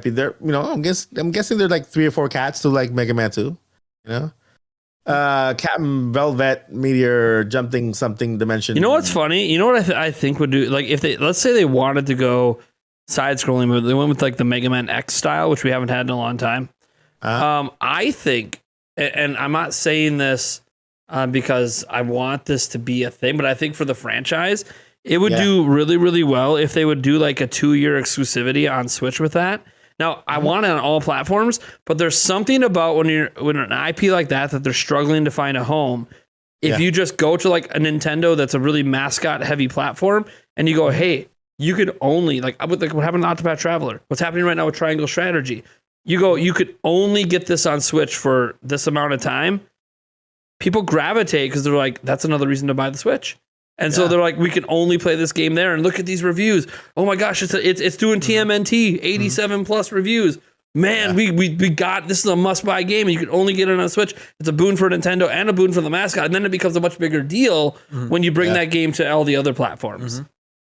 And then I think that might actually, and by the way, it doesn't have to be Switch. It can be PlayStation or Xbox. I'm just kind of being selfish by saying Switch. Let it be Switch. No, it's got to be Switch. But Switch is king of mascots. That's why I was like, it kind of makes sense to do a mascot game there. But like, I think Crash, the last Crash Bandicoot game might have did better if they said, hey, we're going to do this exclusively with Switch, then bring it everywhere else. And it feels weird. They might have done good as exclusively on PlayStation too, because it has a long history there. But. Yeah. But yeah, that's true. That is actually true. If they want to get Mega Man, give the exclusive rights for a certain time to Nintendo, or let Nintendo develop it. You know what I mean? You know, they can come up with something good, or Ubisoft. Bring Ubisoft into the picture. Collaborate. Make a Sparks of Hope versus Mega Man game. Yeah. Mega Man and Rabbids. Mega Man plus Rabbids. Mega Man plus Rabbids. Mega Man plus Rabbids, yeah. That could work. Yeah. It could work. He's already got the arm cannons. It could work. Yeah. So, yeah, there was a lot of games in this showcase. And I think that's a lot in 25 minutes. The one thing I know when that ended and I was able to watch it, I turned in a little bit to you guys for like 5 minutes just to kind of check in because I knew I was still working, but I was able to watch it a little bit later at work. And the first thing I did was text you. I'm like, weird we didn't see Hollow Knight. And Mario and the Rabbids looks amazing. That's like the first thing I texted you. And it was, I still think it's a little weird that we didn't see Hollow Knight. Because I know we were predicting that in the next Direct, we would actually have a Hollow Knight. Yeah, and a partner showcase could still be that. And right. It was weird we didn't see it. I think that some Switch owners are a little nervous that they want to at least have like, it's still, by the way, it's still listed on their website as for Switch. So it's not like they removed the Switch logo or anything. But I think there's some nervousness with Switch fans that Xbox paid for exclusivity and they're worried about that because it's day one on Game Pass. Because clearly to be day one on Game Pass, Xbox gave them money. So there is some nervousness from Switch owners that they're not going to get it, even though the only playable demo to date was on a Nintendo Switch 3 years ago. But I also think that Microsoft and Nintendo are buddy-buddy enough that wouldn't happen since it was already in development for Switch. Yeah. But it would be nice to be reminded. And the only thing I can think of is, remember, it's 2022, but we don't have a release date. Mm-hmm. So I keep thinking, I know some people get mad, but what if there's still another Direct coming this summer and Nintendo's going to throw it in the big general Direct? See, I was thinking that, but I wasn't brave enough to say it. You know, I was like, I don't want to say like we're getting a Direct next month. I have no idea. There's no rumors, there's no reports on this. This is just me being like, you know, they still could have one before September. Like, I don't think we have to wait till September for a general Direct. Yeah. They could just do it whenever. No, maybe that means we don't get a September Direct. Maybe we're only getting one the rest of the year and they do it in July or August, but or it's a holiday game and it doesn't get shown until September. But think about this. During E3, do we get Nintendo Direct Mini or we don't? Do we get a partner showcase? Any type of partner showcase? During what? During E3. Does Nintendo focus on partner showcases as well, or just main? They've never done. What they're doing now is uncharted territory. We've never seen them not do something in June. Besides last time there was an E3. So the 2 years that we have not had E3, we have not had general directs in June. And we have So guys, you better hope E3 2023 is next year if you want to ensure there's a direct in June. A general direct. I'm just letting you know. Right. It's now kind of sort of a pattern. 2 years of no E3, 2 years of no general direct in June. So if you're a Nintendo fan, maybe you're begging and hoping that there's an E3 next year. Mm-hmm. So there's always a treehouse on E3s, right? Yeah, that's when they do 3 straight days of like 8-hour days of treehouse, showing off all the games and all the dev interviews. Yep. Yeah, we got one treehouse this year. For Live Alive. Yep. Yeah. Or is it Live Alive? I think someone corrected me the other day that I was saying it wrong. They're spelled the same way. Give me a break. It's Live Alive. Thought it was Live Alive. I used to say Live Alive. Live Alive. Yeah, see? Yeah. Like, I don't know. It never came to the US before, so I have no idea. But that game looks really good. I mean, all it'll take is 2 seconds to go back and listen to it when they say it on the Direct Mini. And I'm gonna upset half the chat, but if you wanna believe good old Samus Hunter out there. Oh boy. Samus Hunter did a screenshot of the set for the Treehouse of Live Alive. It was just from the video. It was like at the very beginning. And said this stand, aka the set they're using, will be the scene of several gameplays in the not so distant future, which means several Nintendo Treehouse segments in the not too distant future. Now again, I'm not saying that you need to believe Samus Hunter, but I'm just throwing it out there. Samus Hunter is currently, as far as I'm aware, If someone else can tell me if they're she tweeted this June 28th at 4:19 p.m. Central Time from an Android phone. I don't know why that matters, but that's where it came from. Sorry, it's not an Apple phone. It doesn't go. No, I'm just kidding. So I'm sitting there like, I want to know if somebody somewhere on Family boards or somewhere else said this before her. So I know I want to, if there's a source on this before Samus Hunter said it, that's cool. Otherwise, hey, if there's more of these that happen next month, you can argue Samus Hunter knew before everybody else. I'm not saying that Samus Hunter's legit. I'm just throwing it out there that this is the only person I've seen talk about this. So could just be a guess, but it would be really cool if we got more of those Treehouse segments coming up. And I think we could get a Treehouse segment for Xenoblade. I totally believe they could do a Treehouse Xenoblade segment next month. Totally. You know what I think? I think there's still chance for another direct, a mainline direct, and a Treehouse. Like, I think there's if I don't know. Yeah, again, we're on uncharted territory, so everything we speculate here can happen, or this could just be words taken by the wind or whatever. But it's something that we've never seen before. Fart in the wind, I think is the phrase. Fart in the wind. Fart in the wind. Yeah.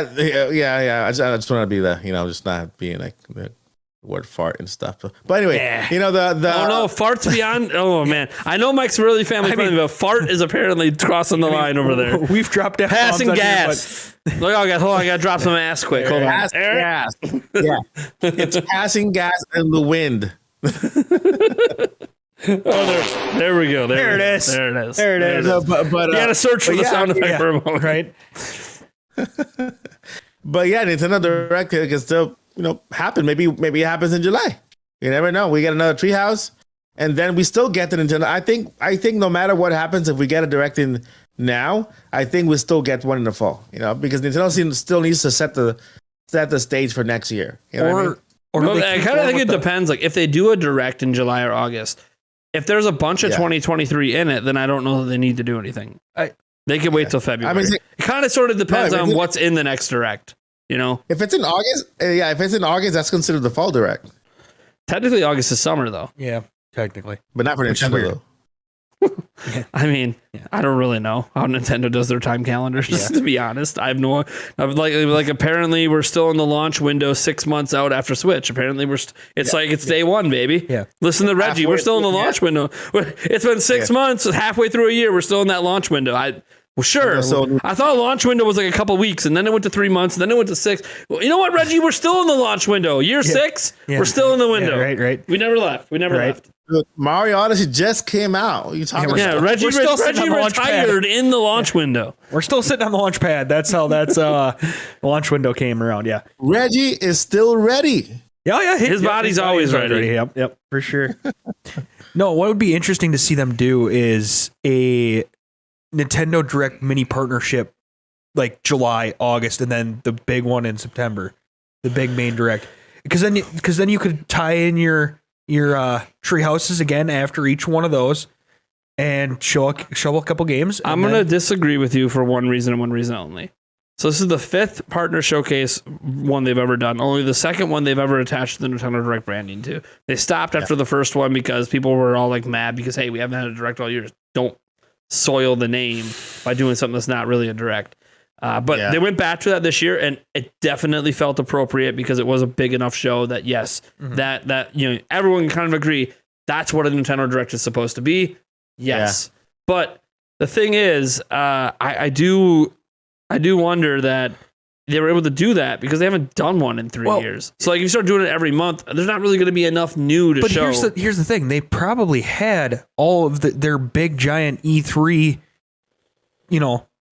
Direct ready to go, and I don't know that E3 was canceled all year. I don't think they were even making one. Yeah. One surprised me if they had something. For what? The E3 was canceled like in February. And they had a Direct in February. So like I don't think they went from a cancellation to let's make something just in case E3 changes its mind. When does E3? The only mind E3 changes is to tell you we're further canceled. The ESA, you never know what the hell they're gonna do. So I mean, it's they sent out emails. They attempted to do something But they sent the emails up like a month before E3 would normally be. Like, what are you doing? Yeah.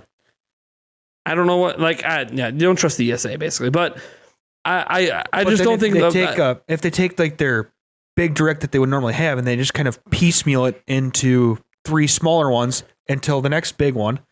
And then you take your tree houses and you attach them and you're good. Well, the reason the big general directs work is because there's so much time between them.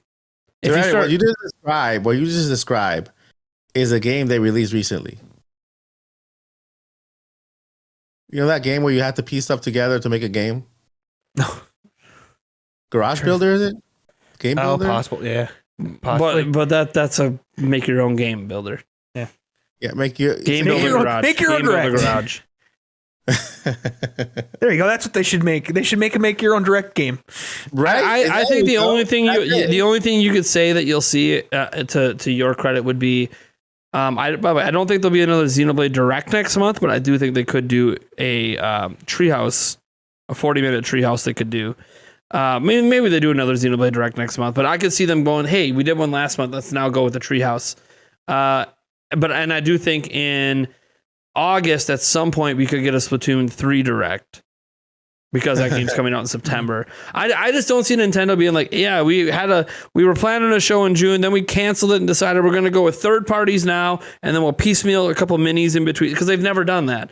Like when they did a mini, last time we got like a full Nintendo Direct mini was actually back in 2020, and it sort of replaced the February Direct. And it was actually, if you guys go back and watch that Nintendo Direct mini back in 2020, when everyone's like, hey, we haven't had a general Nintendo Direct, we didn't get a general, I'm like, go watch that mini. It was better than most general directs. I don't know why they even put the word mini on it. I know why, by the way. They do it based on how long the show is. So like if it's anything under 30 minutes, they consider it a mini. Anything that's 30 minutes or over is a Nintendo Direct. It's all based on time, but for us as gamers, we base it on, hey, how awesome is the actual show? How many games are you? We don't care if it's 15 minutes, if it's bangers for 15 minutes. But Nintendo doesn't. It's clearly all based on how long the show is how they determine the naming, if it's a mini or a normal. I'm not saying it will happen. I'm just saying it'd be cool. I mean, it would be neat. And we're in unprecedented territory already with this, so. But we've had them before, though. The only unprecedented in this is we just didn't get a General Direct this month. But I could argue this. This is my argument on why I don't think it's going to happen. If they just combine the Xenoblade with this, it's a General Direct. Yeah, probably. Because like the only thing that I think would have been added in if they would have made it a General Direct is we would have got the date for Bayonetta 3. Like that's about the only additional thing I think they would have put in it besides what we had. Because when you got Persona in there, you got which that was a big deal. I know people kind of expected it after it went to Xbox, and I know Nintendo fans might have been even more hyped if it would have got announced at the Direct before it got announced for Xbox. But I will say this: let's not be selfish. Let Xbox have their day. Dude, they don't get any JRPGs at all. So like, let them have that announcement. I understand it's a big deal for us to get it too, but literally the Nintendo Switch is a JRPG monster. If you're into JRPGs and don't own a Switch, then you're doing it wrong, because the Switch has like so many damn JRPGs. Whole lot. Yeah. Like you could literally play nothing but JRPGs and be totally happy on Switch if you're into those kind of games. So this is one of those, like, Xbox has like none. So let them have, like, it's such a big deal for them to, like, it's a bigger deal for them than it is for us. Like, I know we've wanted Persona forever, but it's so much of a bigger deal for that big of an IP to appear on Xbox, be on game. Like, it's such a big deal for Xbox. Let them have it. It didn't damper my excitement for it coming to Switch one bit. No, actually, I think they announced it really well. Once it was announced for Xbox, I'm like, oh, it's coming to Switch. I thought they announced it really well. It's coming to Switch. Like as soon as they said Xbox, oh, it's off Sony now. It's going to come to Switch. But they gave Xbox the announcement first. Fine with that. Xbox needs some W's in the JRPG department, so let them have it. Let them have the initial announcement. You know, we got the initial announcement for Hollow Knight. They got the next one. Maybe we get the last one. Who knows? Like, it's cool. I'm cool with trading back and forth with companies on announcements. It doesn't bother. We're getting the games. That's what matters. Except for Sony. Fuck them. No, I'm just kidding. No, like, we're getting the games. We're getting the games the same day as Xbox and PC. Like, that's cool. That's good. We're not waiting. It's not like, oh, they get them first and we get it later. No, we're all getting Persona 5 October 21st. That's what's happening. Day after Mario plus Rabbids, which means I'm not going to play it that week, but still, we are going to get Persona 5, October 21st. October's packed, by the way. I don't want to hear any complaints about October. There's something for everyone to play in October. So, Eric, any more thoughts on the Direct Mini? The Disney game looked really cool.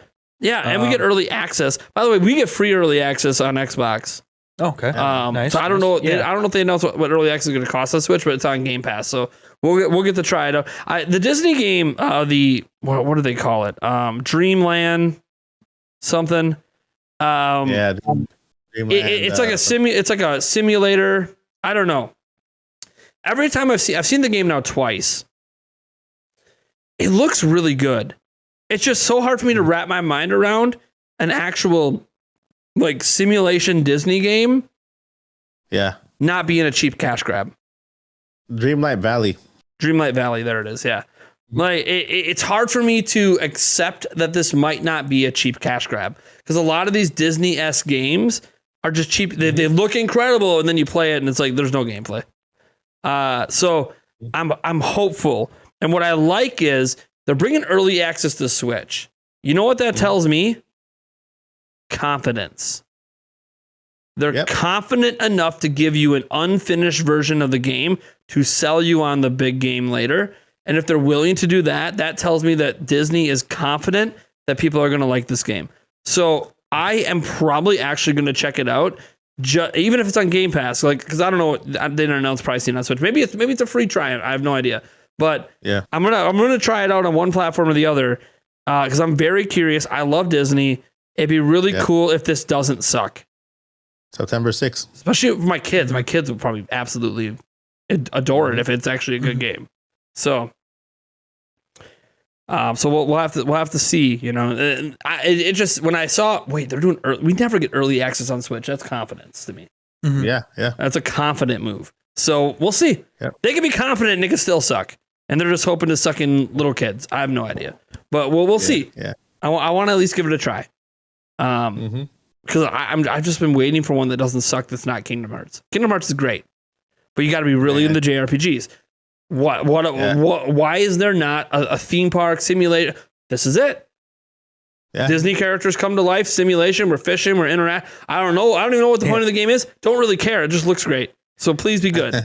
Please be good. Yeah, right. I mean, a Disney roller coaster tycoon type skin would be a genius idea. There you go. Now we're bringing Roller Coaster Tycoon all the way back with Disney theme parks. All right. What else you got? Anything else from that excite you? No. Besides Sparks of Hope. Obviously. Yeah, for sure. Top of the top. I like that Minecraft game. Minecraft. Legends. Minecraft. Yeah. Legends. Yeah. No, for sure.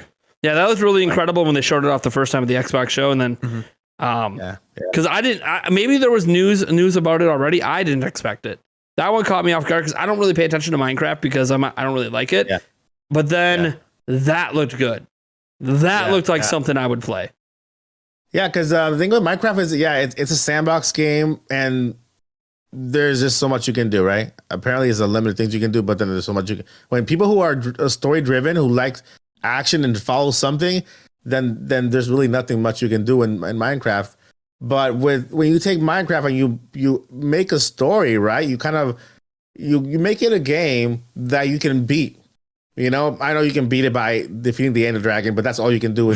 But make an actual just a game, you know, like this. I've been saying, man, I want Minecraft for them to do certain games, like make games with it, like Minecraft Dungeons. It was a really clever game. Yeah.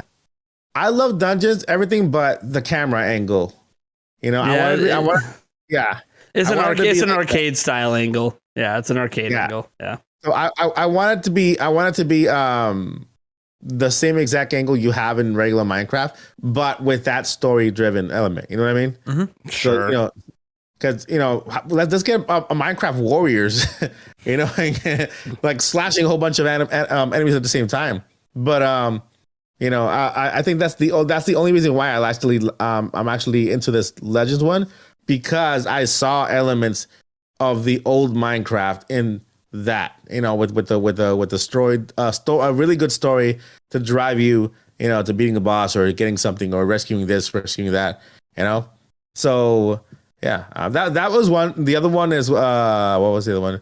Return to Monkey Island looked pretty good too. Yeah, and apparently that's going to be the final game in the series, which is both exciting but also kind of like, oh man, that sucks. If this rocks and does well, like that's just the end of an old school IP like that. I mean, maybe they could spin off and do something else, but they do consider it to be the end of the franchise. Maybe they just accept that. Hey, you know what? We're just happy we got to make it. If they're a whole like brake truck that just backs up the damn thing, I mean, it's very well possible that they go, oh, well, I guess we can make another one. I mean, sure. Well, see, the other games didn't sell very well, so I think they're just kind of like, hey, we're just very fortunate we even got the opportunity to make this. Yeah.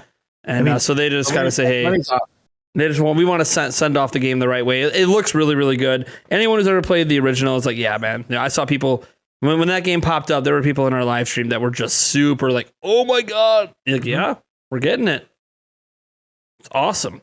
So my general thoughts, I gave them a lot during the actual live show, but it's mostly, I thought it was a really damn good show. I thought it was a really good mix. There's people out there that said, well, it's a lot of ports or remasters. And I said, sure. But also, here's 10 brand new games that have never released before coming that were announced in this show. 10. Yeah. Which actually made up more than half the show. So you need to pay attention. Like one game we need to talk about, Harvestella. Square Enix. Literally, no rumors, no speculation. Nobody saw it coming. Boom. Announced. Only coming at launch to Switch and PC. That means it could go to other platforms later, but at launch, it's only on Switch and PC. So, yeah, there's a lot of stuff that was showed in this that looked good. There was that Blanc game that looked really good. That indie game that looked really like everything looked good. I have like no complaints about the show. The only thing I will say is I feel like I know why they ended the show with Persona. It's such a big deal. I get that it was such a big deal to end it with that. But for me personally, it would have been like I would have liked to see it end. Technically, it would not have been as exciting. Like Harvestella was a new IP. They went back to Sunbreak for just that tiny little but that's fraction of a second. yeah. I don't know what the hell that was all about, but glitch in the editing program. Yeah, right. But yeah, and I will say this: if I have any criticism, we didn't need 4 more minutes of Sunbreak to start off the show. Yeah. No offense to Monster Hunter, amazing. We have seen so much of Sunbreak, which by the way, it releases tomorrow. By the time you guys hear this on the other channel, the audio version will already be out. Like we've seen so much of it. I didn't mind it being there, but we could have did with like a minute. 4 minutes felt a little excessive in a 25-minute show. And now I understand it's Capcom that wanted the 4 minutes, and Nintendo ain't saying no. They're not saying no to Capcom on a big franchise that sold really well on Switch. So I get that Nintendo wasn't going to say no to that, but it did feel a little bit excessive. It felt like, maybe you could have squeezed at least 1 or 2 more announcements in if you didn't have 4 minutes taken up by that, but it's okay. Or could have condensed the show a bit more? Maybe, I don't know. But overall, it was the best partner showcase, I think, to date. We only have 5 of them now. And I will say, and I said this on Twitter, that I felt like it was better than some, like we've had some general directs that were totally duds, and this was better than that. So even compared to general directs, this was really damn good. And I keep telling you, if they didn't do the Xenoblade Direct and threw 10 minutes of Xenoblade in here instead of doing that direct, it would have just been a general direct, and we probably would have all thought that it was a pretty solid direct. So I honestly think Nintendo actually ended up doing a pretty damn good job. Let's think, just recap what just happened in June for Nintendo. All the bitching, all the complaining. June 1st, deeper look at Pokemon Scarlet and Violet. That's how the month started. 3 weeks later, deep dive into Xenoblade Chronicles 3. The following week, we get this Nintendo Direct Mini and a deep dive into Mario plus Rabbids Sparks of Hope. I don't know. That's a pretty solid month of June. It's not a general direct, but you throw all that together into one thing, and that would be a pretty damn good marketing month for Nintendo. So I think ultimately by the end of this month, they did a really good job. And again, all the credit in the world, the direct showed Sonic Frontiers better than anything else.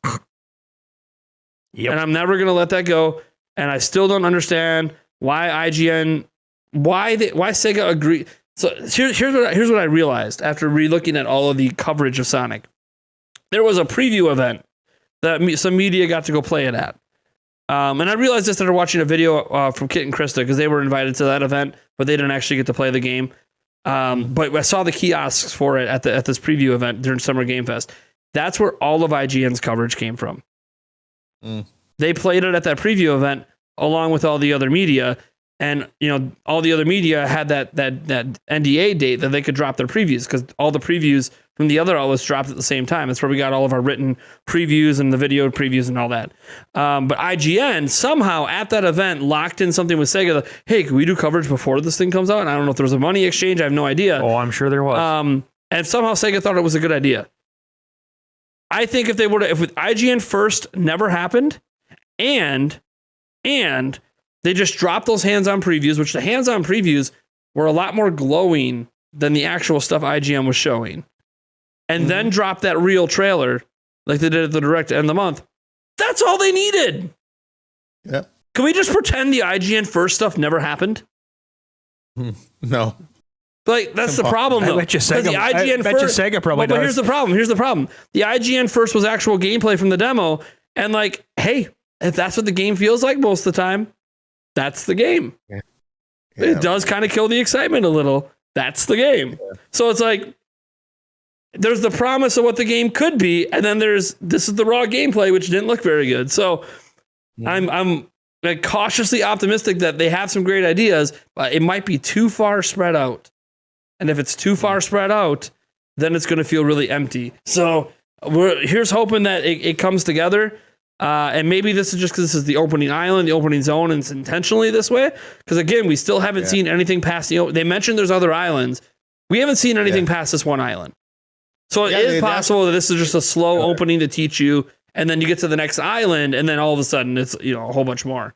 But and who knows? We might see more of it before the game comes out, because that game's another big game this holiday for all platforms. So we talking about Sonic?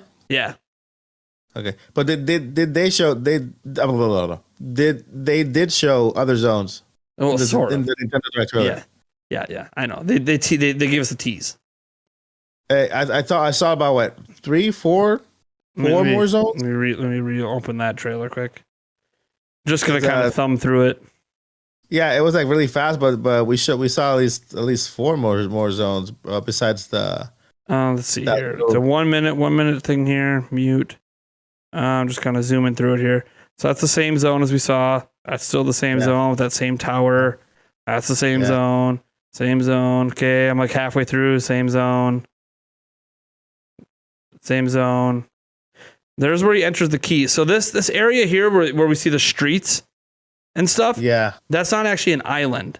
That is one of those between areas that the previews we're talking about exist, where like between the islands, you'll go into like this more classic Sonic stuff. It was like hyper something. Yeah, hyper. Yeah, they had a name for it. But that's not. This isn't actually a new zone. That actually looks like that part right there. No. When you watch this part, this is if you read the previews, this is all part of that hyper area. This is where you get the classic 3D Sonic gameplay. Is basically what they talked about. This matches literally what the previews said.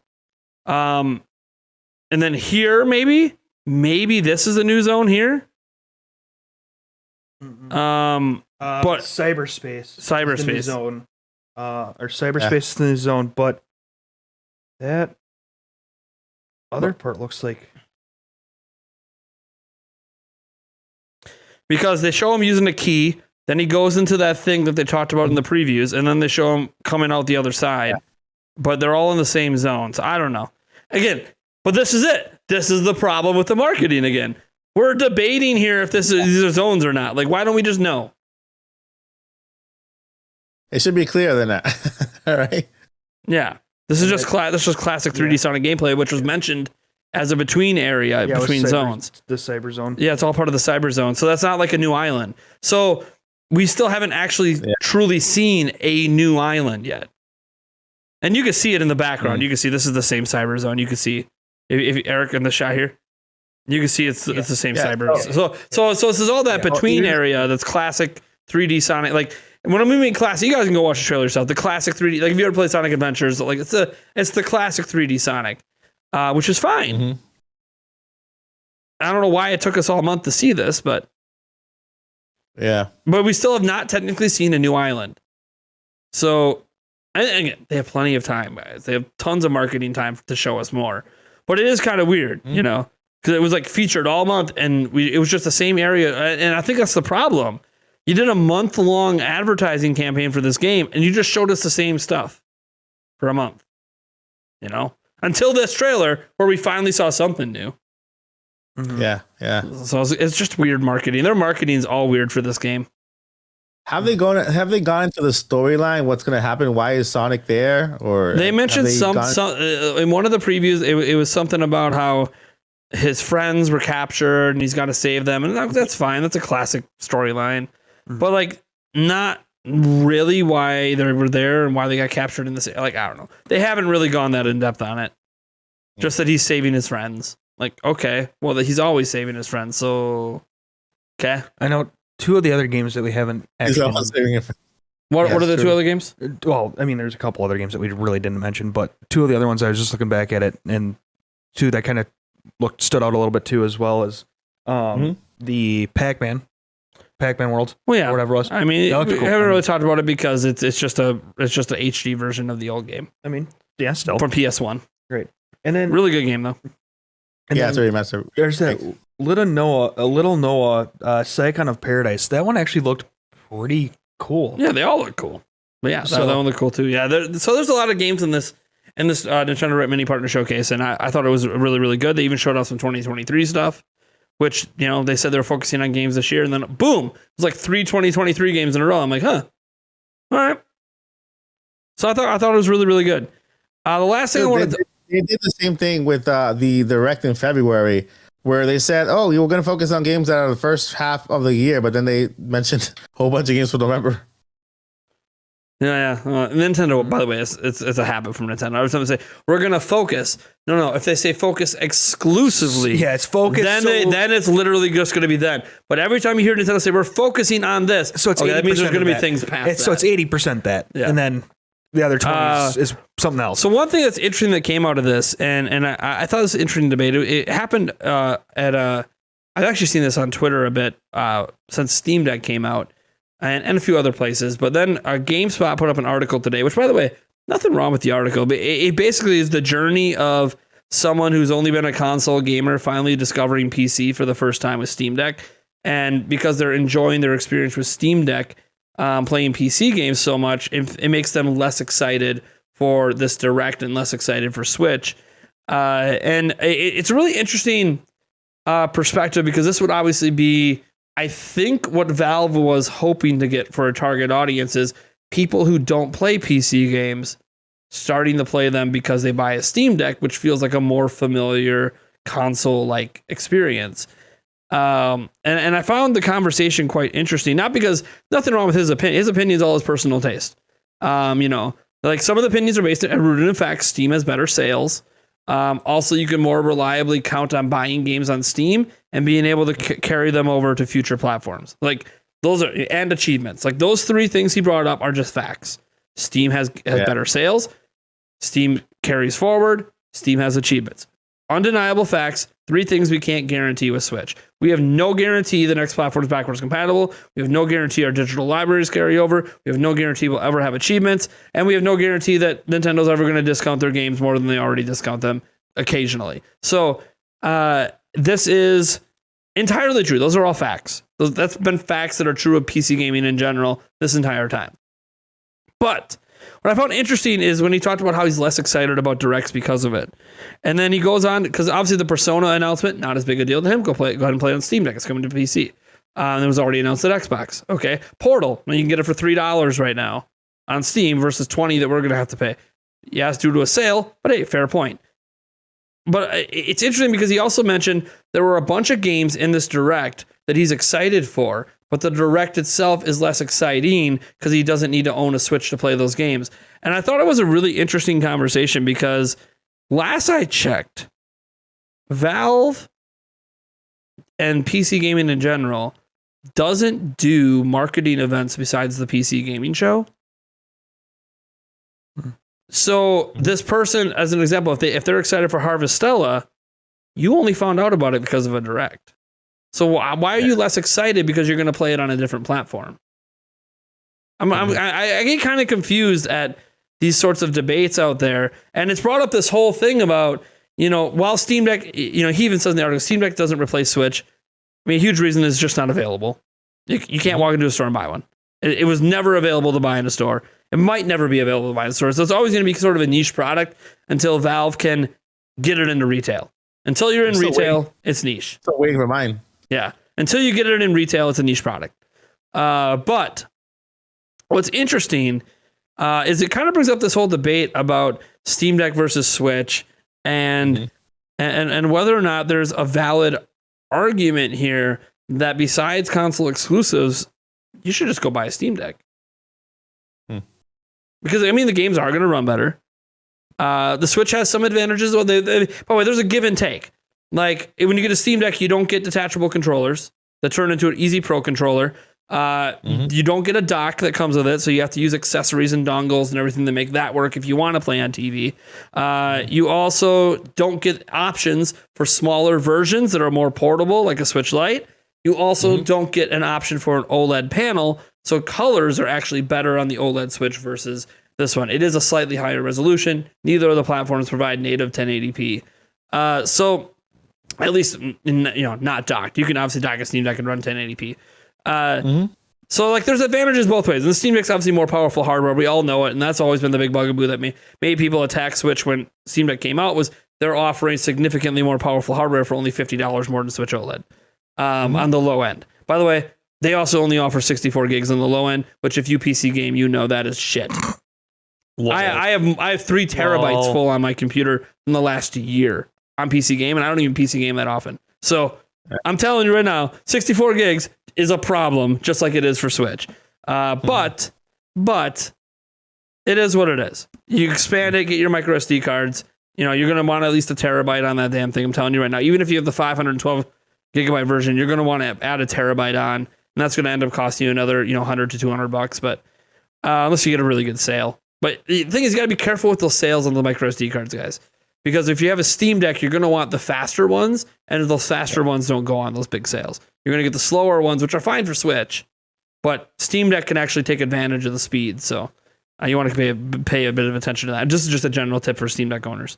Now, for me personally, I've been PC gaming this whole time. So this article to me came across, hey, this person just discovered PC gaming for the first time, and it's incredible.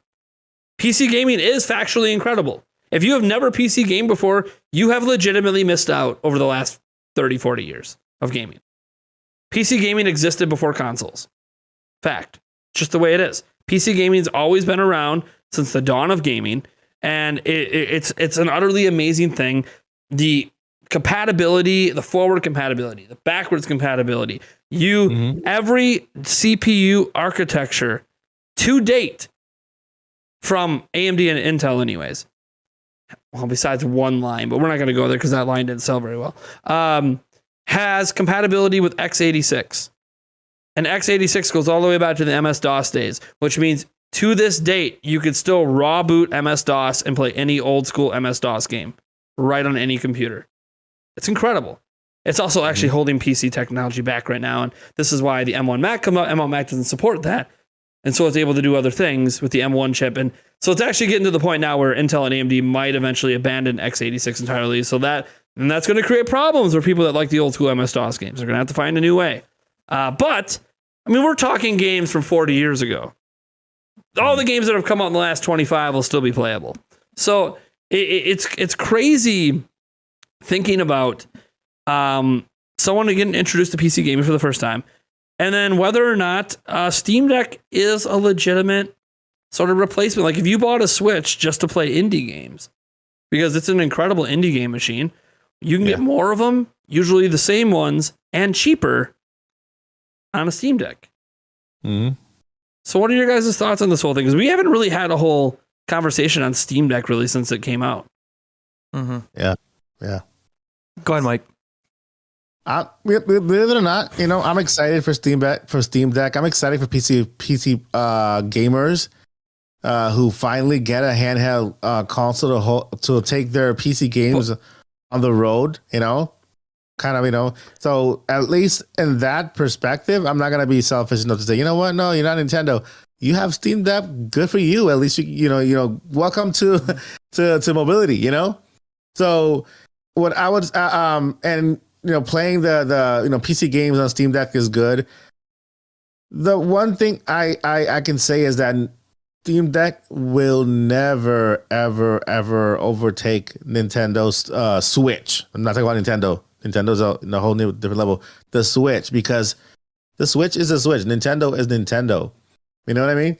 The brand is just way bigger. There are so many handheld consoles that are out there besides the Steam Deck with similar specs, also playing Steam games and computer games. Bob Wolf, he covers like one almost every week, different type of handheld. So we have no shortage of handhelds. But when it comes to the argument, will Steam Deck ever harm the Nintendo Switch? That is 100% no at all. Nintendo has something that not a lot of people have, and there's some is that they have fans and a following like Eric, like Nate, like me, like a lot of people in the chat, that we love Nintendo, on top of the Switch, before the Switch, because of the stories they tell about the games they bring. There is no other franchise like The Legend of Zelda. I am so sorry. You can try to make an Elden Ring and try to make it as bloody as you can and do whatever, make an open world, but there's no other franchise and story and just overall game like Zelda is. Okay, there's a whole bunch of Mario copies out there, bootleg copies that that want to create a franchise and a character as known around the world as Mario, by the way, more known than Mickey Mouse, but there is only one Mario, and that's the Mario for Nintendo. Nintendo has been a part of everybody's childhood, and just because of that, the love, the memories, that's what ties people to Nintendo. It's not just the console. That's why the Nintendo keeps selling on top of these other more powerful consoles. This my little Nintendo Switch here with whatever specs it has keeps outselling everything else. Why? Because we love Nintendo. We are willing to wait for Nintendo to release whatever they want to release. Right now, we're getting all these amazing games that are that look incredible, that we are super happy with. Look at Sparks of Hope. How great does that game look? Did we need a more powerful Switch right now for that game to come out? No, we did not. It's Nintendo has a way of delivering something special, something better, in small packages. They've been doing it. They've been doing it since the beginning, So to try to compare a Steam Deck to a Switch or any other little major console that comes out, trying to mimic, is just you'll have a better time. I am super happy for you because you are now sheckless free. You have no shekels on you now. You can actually go walk. It's like you have no strings on you, like this guy from Iron Man. But you can actually go around the world playing your games. I'm happy for you, but you can't come to me and say that this is gonna get rid of the Switch or get rid of whatever is gonna harm Nintendo. Nothing's gonna harm Nintendo because Nintendo has the biggest following, 300 million strong and growing, accounts. So I again, I'm super happy because I can play now. We can play PC games. I'm against emulating games, because that's something else. Well, no, emulating games and downloading games illegally, not emulation as a whole. But you can't say that the Steam Deck is going to overthrow any type of Nintendo console ever, because Nintendo is Nintendo. Everybody else is like, in Puerto Rico, we have this saying, whenever somebody is proud of their territory, like this, my town is my town. Everything else is a parking lot. You know what I mean? So I'm like, nice. Nintendo is Nintendo. And Nintendo is the only console right now since the 80s since the 80s. I'm sorry, Sega. I loved you, Sega. I love the Sega Genesis. But Nintendo was still here. Sega could not push through the pressure with their Dreamcast and with other consoles. PlayStation was here, did not affect Nintendo. Xbox came through, did not affect Nintendo. And now we have Steam Deck, will not affect Nintendo. Nintendo is here to stay and to continue to grow, man. And we have something that nobody else has. We have the best IPs in the world. The best IPs in the world. And will continue to flourish. You know, I mean, those are my 2 cents for Nintendo. I cringed a little bit at some of the stuff you said, but that's okay. I'll I like the rant. I like the rant. The rant was cool. I let you go. I was like, man, I'm cringing. Just a few things, like saying Sony didn't affect Nintendo. Well, Sony sells 100 million every time, and Nintendo literally changed course because they couldn't keep up. Yeah, but I mean, when it comes to the people, you know, when it comes to, like, for example, somebody who bought their first Nintendo in 1985, 1986, you know, and I'm closing my eyes and just looking back, and the very first time I held that NES controller playing Mario. Sure. And that's what I'm saying. That I'm not saying whether sales of Nintendo. Well, I was just pointing it out because there's some people that feel that way with Sony, but that was their first experience playing games. Exactly, yeah, and everybody else does. But I'm saying, I'm just trying to be fair to other platforms. Like, sure. There are some people that didn't grow up with Nintendo; they grew up on the other side, because there's a lot of them. 100 million plus every single generation. That's a lot. That's like double and triple the sales of Nintendo. So, like, I can't ignore that was a huge part of gaming. You know, in the 90s and on. Yeah, and everybody, I'm pretty sure, has their own console or own brand that they're attached to, like a phone brand, like a TV brand, like whatever. Yep. But in the comparison about Nintendo and Steam Deck, you know what I mean? I'm saying, okay, so you are coming here in 2022 and trying to do or get away with what other companies couldn't do. Yeah, they might have motivated Nintendo to look otherwise and to grow up a little bit and to do other things differently. But Nintendo is still Nintendo and still here, still strong. You know what I mean? Mm-hmm. Nintendo is more than just a console. Nintendo is their IPs. I keep saying it. Mm-hmm. Nintendo are their IPs. As long as Nintendo has those IPs that keep getting people buying this Switch and whatever console they have right now, how big is this anticipation for Breath of the Wild 2? You know what I mean? It doesn't matter what console it comes out. We want it. You know, how big is the anticipation for Mario Odyssey 2 if we get another one? The anticipation for Breath of the Wild 2, I think, is so big that both trailers they've had for it are among the top 10 most viewed videos on Nintendo's entire YouTube channel. And the game's not even out yet. No, it's not even close to Mario. But here's the thing. Mario Odyssey's at like 50 million. Yeah. On its reveal trailer. So Mario, you could argue, still on a different level, even though Zelda outsold that game. Mm-hmm. So that also goes to the credit of, hey, people all wanted to check this out. Mario Odyssey didn't sell 50 million, but there were 50 million people or so that wanted to at least check it out what this new Mario game was. Give you an idea of how big the fan base really is. And that's what I mean. I mean, Nintendo is not their console, is their IPs, and as long as they have a console powerful enough to deliver on their IPs and what they wanted and the vision they have, they will continue to outsell. You know what I mean? I mean, I feel like they perfected with the Switch, not perfected, but more like they came to a point where they wanted to be. They've been for so many years doing a home console and a mobile console and delivering different games for each. Now they have this one Switch, you know, the mobile and the ported, docked mode. Now they have one vision, one focus. Mm-hmm. I feel like the best of Nintendo is coming up ahead just because of that.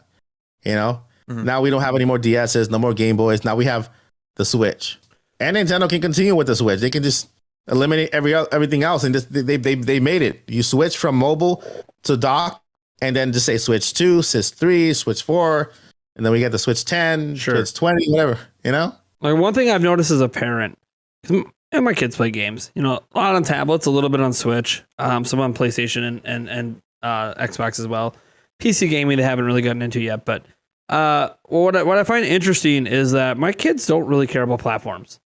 It was something I obviously passionately cared about when I was younger, And I think the youth of today are not growing up where they care that it's on Switch. They care that there are just certain games they love. Minecraft, really huge. Steve has become almost as synonymous as Mario. Not quite, but really, really cool. Like Steve is so well known because Minecraft is beyond massive. My daughter it is. So my daughter it is. Yeah, Steve is bigger than Mario. And like Roblox, I don't think there's a particular character, but the game name. Almost all kids know Roblox. They don't care what they play it on. Play it on any platform. It doesn't matter. They know the game. And yeah, my kids know Mario. My kids, enjoy Mario. They also enjoy, my son in particular really likes Breath of the Wild. Good choice, buddy. Thank you so much, Aiden. Good taste in games there. But even though he can't even get out of the beginning zone, don't really care. And like, what was it? The other day he was playing, oh man, Splatoon. He's been playing Splatoon 2 recently. He's been doing the single player. And he was so proud to tell us today that he just got past the 5th level in Splatoon 2 on single player, all on his own, no help. Yeah. He's so happy about it. And it's like, hey, he doesn't really care that it's on Switch. He just likes the game. And I think that's a really cool thing our youth are growing up with because they have so many options. They're kind of getting away from, like you were just talking about, we have this passion attached to Nintendo. Well, the youth growing up don't really have that same attachment. Their attachment is to particular games and IPs. They don't really care what they're on. And I find that to kind of be a conundrum. Like when I was younger, you either grew up with PlayStation, you grew up with Nintendo, you grew up with Sega till Sega didn't matter anymore. You grew up a PC gamer. Like that was all you did. It was like one path and that was it. Very few multi-platform homes. And even you, like PlayStation 5, Xbox, Switch. Yeah. Now you're going to get the Steam Deck, PC gaming in your house. Like, a lot of us today are at this. A lot of us grew up in the early days of gaming. Now we're all adults with adult money.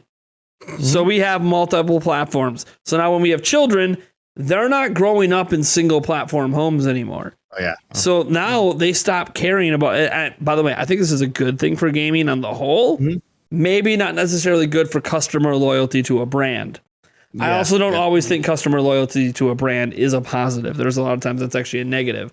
But they still are loyal to certain IPs. And like Zelda, my son loves it. When Breath of the Wild 2 drops, he's going to probably pop that in and take Splatoon out. When the next Zelda game lands like 5 years after that, because that's just how long it's going to be, he'll probably want to get whatever platform and play Daddy's platform and play that game again. New Mario game comes, he'll want to try it out. But also, hey, when the next game his friends are trying out on a tablet or something, he's going to want to go play that. Like they've been playing some boat battle game lately that someone at their school is playing. Like I don't know the name of it. Not World of Warships, it's some other one. And I'm like, cool.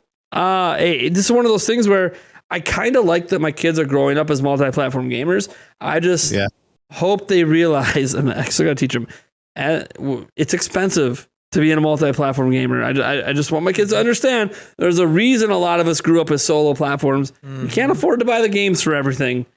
Yeah. Now, of course, by the time they're adults, it'll all be services like Game Pass anyway. So well, it won't even matter then. They'll just have all the services and call it a day. Yeah, dude. The when I grew up, the options were Atari, Nintendo, and Sega. Later on, and that was it. And and just to clarify, my argument is not about. You don't want the Magnavox Odyssey, Mike Odyssey over there, the Magnavox Odyssey. Come on, I remember that too. But just to clarify my argument, it's not. My argument is strictly only on people stating that the Steam Deck is a Switch killer. That's basically everything I said. The PC gaming doesn't really have mascots. Yeah. What I'm saying is, it's just the argument that I stated was only on that phrase that I've been seeing way too much. Oh, is the Steam Deck the Switch killer? Oh yeah. It's been everywhere. So basically that's my entire argument is based on that question. Yeah. That's it. Because I have a PlayStation 5, I have the Series X, and we have the Switch. So my daughters are although they're hooked on their Switch Lite. My daughter plays Minecraft on the Xbox and on PC. So this doesn't really apply to they only play Minecraft and Animal Crossing, and that's the extent of their gaming lives. But they happen to choose two games that have no end. and suck the life out of you. So exactly, right? Yeah, so basically, I understand what you're saying. Yeah, this generation is growing up in a multi-generation, when it comes to Roblox and then Minecraft on this end, and then Mario on this end, and then Animal Crossing on this other end. So I mean, I think the Steam Deck is a win for everybody. Yeah, there's nothing wrong with it. It's not the only handheld PC system out there. We've had the Win GPD forever and different variations of that. We've had the Aya Neos come up a lot lately because they sent out review units to a lot of YouTubers. But there's been a lot of attempts at this. It's just the reason the Steam Deck gets the attention is one, it's Valve, who everyone recognizes from PC gaming, even though it used to be a console company, but not a console gaming company. But they really took off with Steam, and then obviously the price. They were able to find a way to get one to be $400. Doesn't matter that most people that buy it aren't getting the $400 one. Yeah. But it exists. And it being $50 away from the Switch OLED price is one of those, this is so much more powerful. Well, yeah, it's new technology versus 5 years ago. That's exactly what I was just going to say. It's right now, the Switch has a head start. They have a target now to beat. For their next system. The Steam Deck, first off, needs to get units out in the wild. And then from there, they're already, so many years behind Nintendo that they're going to have to release a new Steam Deck at a much faster rate than Nintendo to keep up with them in their power, quote unquote. Because they'll dominate the power for, let's say Switch runs for another year or two. So they'll have the domination and power for that 2 years, and then the new Switch comes out, or whatever the next platform is, that's going to match it, if not exceed that in power. Now it's back to Nintendo for the next X number of years until. Well, I'll say this though, Steam Deck, because it's the PC, I think they're releasing one every 3 years. I have breaking news. Oh boy, is it good news or bad news? I'm not sure. I need to prepare myself. I'm not sure if this is new or I'm just late to the party. It has to do with the Steam Deck. What was the original price? 400 launch price Steam 500? Deck. They had three different prices at launch. Because that says here is starting at $399. Is this? That's normal. Yep, that was the launch price of the lowest one. Was $399, and then they had a $529, which was the 256 gig, and then the $649, which was the 512. Okay, so breaking news. Mike Odyssey did not know this. No, there you go. There you go. That's the breaking news. You didn't know the prices. Yeah, there you go. Which one did you pre-order? I pre-ordered the $399 one. I just didn't focus on the price. I just clicked on it, and that's it. Yeah. But it's like you pre-order, you reserve.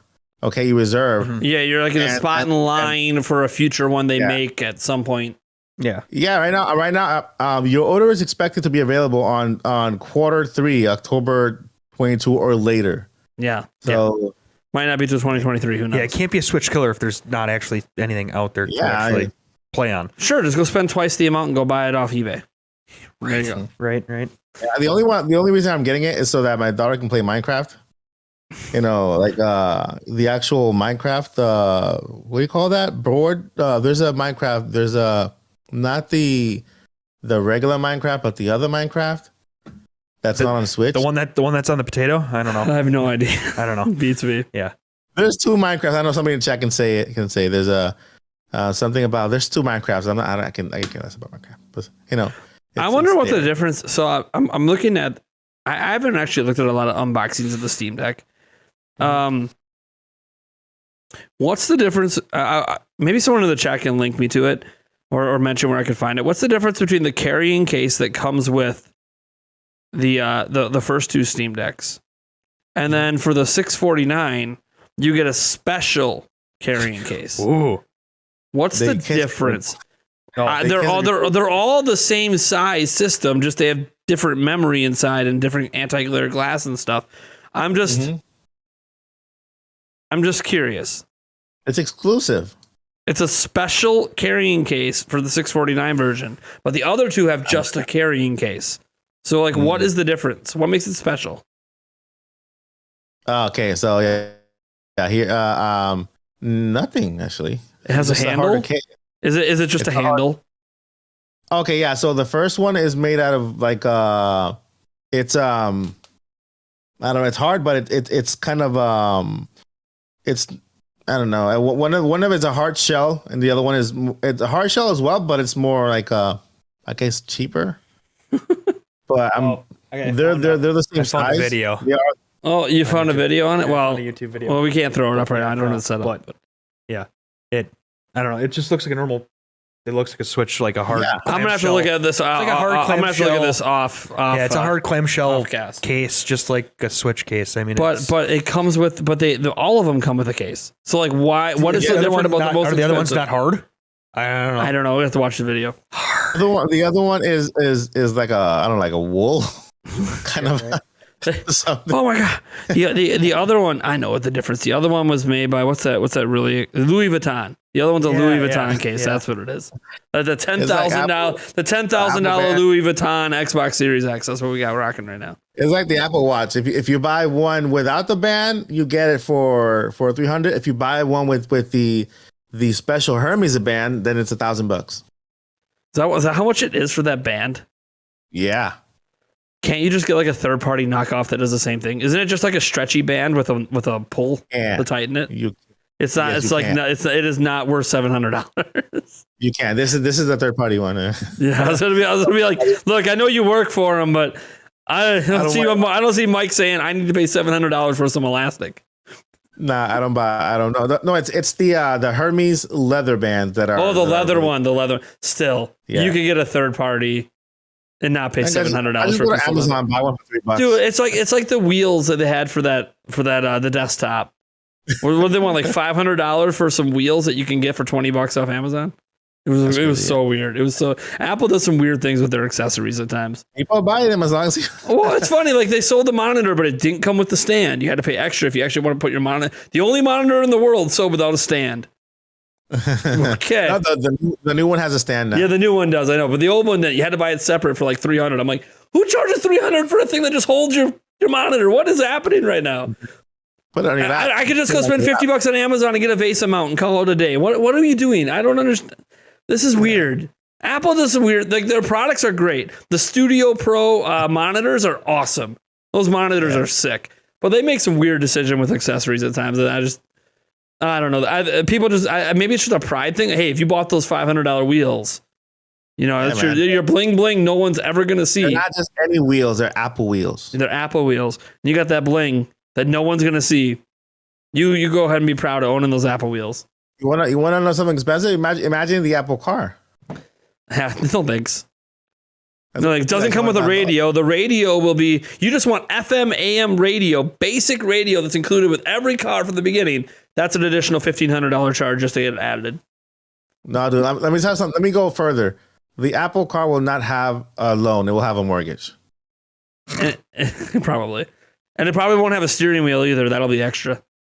It'll be self-driving car. Self-driving. That's right. You want the ability to actually drive yourself. That's an additional. Who imagines you buy a car that you actually want to Siri will drive you. Siri, hey Siri, take me to the mall. Yeah. What mall? What mall? I don't know. This one. Okay, here we go. And crash.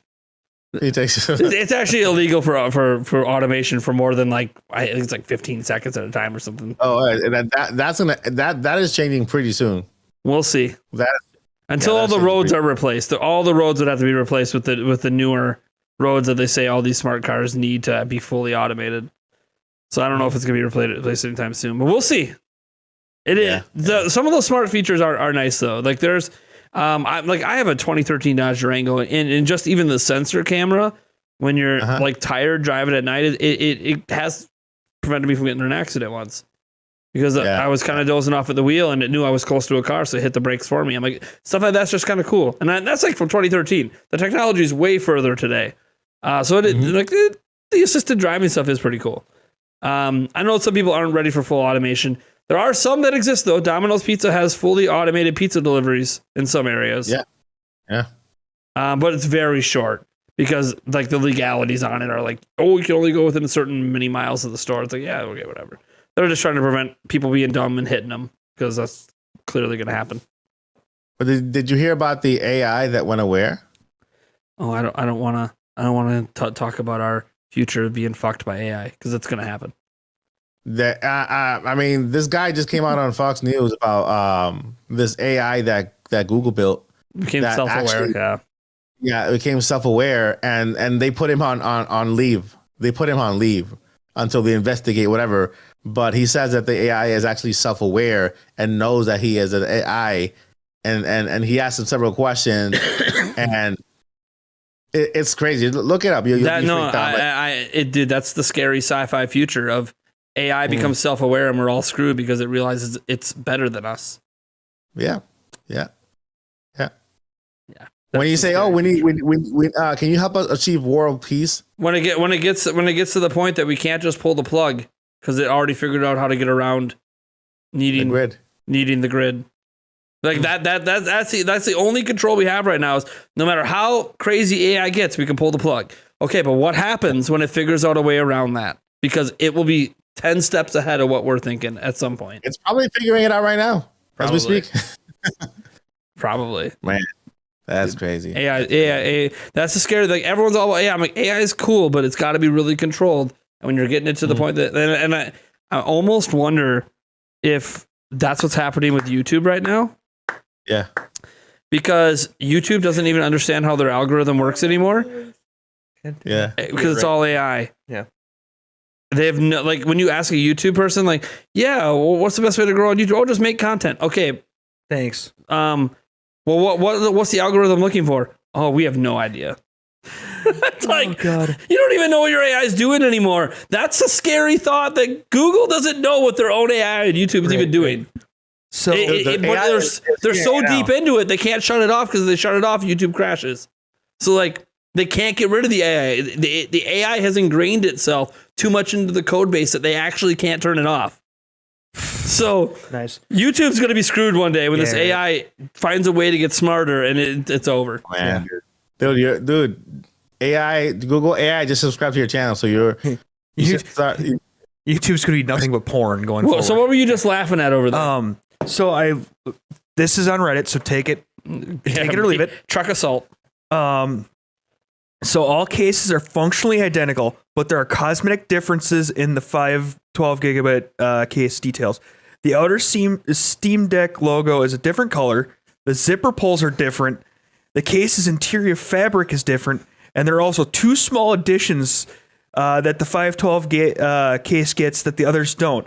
A separate drawstring pouch for the power cord and a microfiber cleaning cloth. That sounds so much like Apple right there. Wow. That sounds like Apple. Wow. We're going to charge you extra. Just so for that fiber cloth?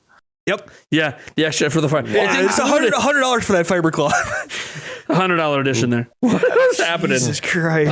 Valve. Gotta love them. Holy cow. Wow. That is crazy. Yeah. Oh, that's funny. All right, guys. Well, that's going to do it for this episode of the Total Prime Podcast. Thank you guys so much for tuning in. Ran a little bit later because we also started a little bit later. And it's the first real podcast in like 3 weeks that we've had the whole crew together. Not a podcast mini. Yeah, not a podcast mini. Mini Mike over there. Mike Odyssey. Last week, I can legitimately say that was like a podcast mini. Didn't even go an hour. But yeah, we're back to normal, guys. You can expect it every single week moving forward. Yep. Just looking at the pictures on Steam, literally, it is a different colored case. The cleaning cost is $99. The value, absolutely free. That's what it is. The zipper pulls it's a $100 value, but they give it to you for free because it's included with the system. Yeah, it's an included free feature worth $100. Yeah, those are those infomercials. Man, oh my Lord. Buy today and you have all this included for free in your value. This is a $987 value for $100.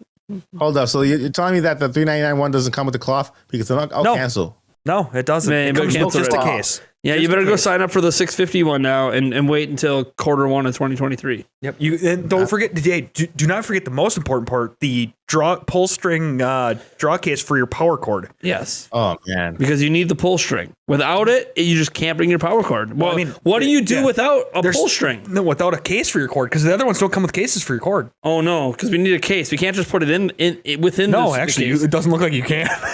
So it's a drawstring pouch I have to carry separately. That's what it looks like. Why can't I just throw it in my bag then? I don't know. I don't need a pouch for a cord. I'll just throw it in my bag. I don't know. Remember, that's probably a $200 value right there, though. But and you have to wait for it. And you have to wait for it. Wait for at least 6 months for the little cloth to arrive. Right? Yeah. Right. By the way, Steam Deck's fine. It's funny some of the accessories they throw in to try to add value. Look at this case. It doesn't. There's no room for a power cord. What about underneath in the middle? I doubt it. Can we see the case open? Can we find a picture of the case open without the Steam Deck in it? Because there's some cases for Switch that have room underneath the middle section. I mean, I guess it's possible that you could stick the power cord. I also don't know how big the power cord is for it. No, there's. Let me see. That's the 512 case. If that's the 512 case, there ain't no room in there. But I don't know because it's covered up. What do you mean it's covered up? That's the fiber cloth. Yeah, that's the fiber cloth. Yeah, which means that which is on a raised platform in the middle of the case. So it's like the outsides go down a little bit. I have a question for you. Yeah, it does not look like there's room. What's the indent in the top? What the hell is that for? There is no freaking way I'm putting my goddamn power cord. No, I'm just saying on top of my freaking. No, I'm just saying. Why is there an indent in the top? It makes no sense to me. I don't know either. But there's no way I'm putting. Well, I'll just dig out the indent. I'll dig out the indent in the top and I'll put it there. Yeah. I'm not putting it on top. I'll have a screen protector. Yes, on it. But I don't want to keep buying screen protectors every time I freaking put my Steam Deck in my case. You're not buying a Steam Deck anyways. Well, you're complaining about a situation that you're never going to be in. This is a situation Mike's daughter is going to be in. Yep. I'm buying one at $549 right now on eBay because forget about that one. When I wait for that cloth to arrive 10 months later. Oh, he's buying one on eBay right now. Make sure you put my address in for that one. Thanks. Yeah, I appreciate it. Thanks for supporting the show. There's a whole bunch. Thanks for supporting the show. Yeah, you gotta go to the buy it. Yeah, thanks for supporting the show. We'll have another Steam Deck debate next week when we're both holding up our eBay bought Steam Decks. Yeah, right. Yeah. That Mike provided both of them. There's one here for $570 by now. Not bad. There you go. Yeah. All right. You don't have to. Which is probably the $3.99. I'll send you my address right now. Which is probably the $3.99. It comes without the case. It comes without the case. Oh, we're gypped. We're gypped. There's no case with that one. No, they're selling the case separately for $300. Jesus Christ. That's some Apple shit right there. That's great. Wow. You know, they make third-party cases for guys. They make third-party cases for Steam Deck that you can put power cords in. I've already seen them on Amazon. So I'm really confused, but it's fine. Yeah. And the cloth is separate too. $20. Well, I'm waiting for them to say, see, here's what you really do. You want to be clever. No. Fine. Here's the deal. I will sell you the Steam Deck, the $400 one for $500. It's only $100 profit. No case. You got to buy that separate for $300, but you also don't get the power adapter. That's an additional one. That's true. Yeah. No, that shows up in the normally bought together section. Yeah. Yeah. Normally bought together. Oh, yeah. The actual thing to charge it. That'd be great. There's this little bundle. Oh, but it does use the basic USB-C standards, so you could charge it with a different USB-C cord. You don't have to use their card, but they're not like Nintendo doing weird things with their charging. Yeah. Somebody already selling for parts. Wow, the person really took care of their Steam Deck. If you're Nate and you freaking smashed the screen on the OLED I gave that one away. Technically, it still turns on in dock mode. Yeah. So it still works. The Switch? Yeah, the Switch OLED that I spent $600 on to get it early and made some banger videos. I totally destroyed the screen. And I gave it away, and the guy is waiting, although he keeps telling me, because he's waiting for me to be able to get an official new OLED screen for it, which is fine. And he doesn't want me buying him a brand new Switch. He legitimately wants that one because there's a story behind it, which I understand. That's a story. I told him I can send it to him. It works in dock mode. If he just wants to play in dock mode, it's whatever. He can send it back to me whenever I get the screen. Yeah. But I totally wrecked it. And people got so mad at me about it. It's hilarious. You know what? I find it funny when people get mad about what other people do to their electronics. Like, why does it doesn't bother you? Oh, well, you were fortunate enough. Dude, I got it. It was publicly available. You wanted to spend $600. You could have got one too. It wasn't like this was a hidden method to buy it. It was literally publicly available through a buying app in California. Yeah. That's where I got it from. Like, it wasn't, anyone could have did it, and you could have had the fun destroying yours too. I was the first person in the world to destroy a Switch OLED, and I feel proud about it. But it still works in dock mode. Documented. First person. Still works in dock mode. I haven't put it in the dock in a while. I wonder what games I installed on that thing. I better go plug that thing in quick, and all future live streams are going to be from the broken OLED. There you go. All right. So don't ever ship through DHL, Nate. If you ever, I've gotten stuff from them. It's always beat the shit, but I've gotten stuff. International packages come to me a lot through them. I shipped the Switch OLED for the 10K giveaway. Through DHL. It was international. Yeah, international. Yeah, DHL will beat the shit out of it. It's stuck. It's not even moving. It's stuck. Is it stuck in customs? Doesn't matter who you ship through, it'll get stuck there. No, basically they say, we're still waiting for the package to be handed over to us. Oh, it sounds like someone stole it. So that sounds like a thief. Yeah, right now I shipped it on May 22nd. It is June 30th. It's now 6 weeks later.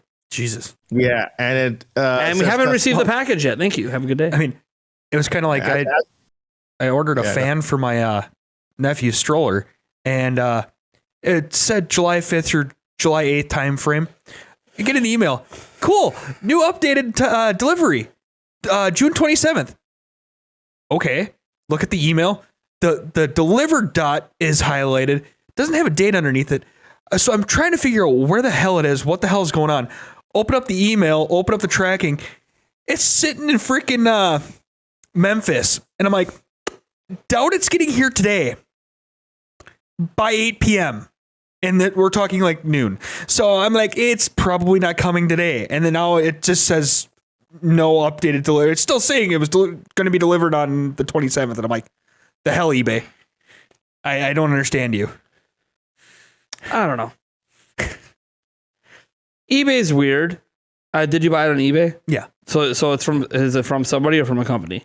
I don't remember. It's from a person. What happens is if they printed the shipping label, you'll get the tracking information, but it doesn't matter until they drop it off. No, I know. But it was coming from Mississippi, so it had already left the so it's en route somewhere. Yeah, it was en route, but it told me that the new delivery date was going to be the 27th. I was like, cool, okay. You won't get an update till it lands in Minnesota. That's what happens. Which it did yesterday or today. Yeah, but and then it'll be like a date. It'll probably be a date. Everything's delayed in Minnesota. Yeah, so it'll be a day delay probably. Yeah, whatever. So maybe it might be Friday, Monday. Saturday. Yeah, it might have been. It won't be Monday. Either way, you'll have it before the estimated original delivery date. Yeah, right. Of July 5th. But I was just like, what? My birthday. It's just sitting here it's sitting in Memphis, but it still says coming today. Just another day in paradise. I mean, unless the helicopter right straight to my house, hell yeah, airdrop, parachute. That's how babies are made. Yeah, that's how babies are made. They drop them with parachutes from the sky and they land on your front door. Operation Dumbo Drop. Yeah, no, you can't call it airdrop because that's already copywritten. Oh yeah. No, put a dash in it. You forgot Ladasha. You forgot Ladasha. Yeah. There you go. That's not copyrighted yet. Ladasha. Mm-hmm. Dude, that was fun.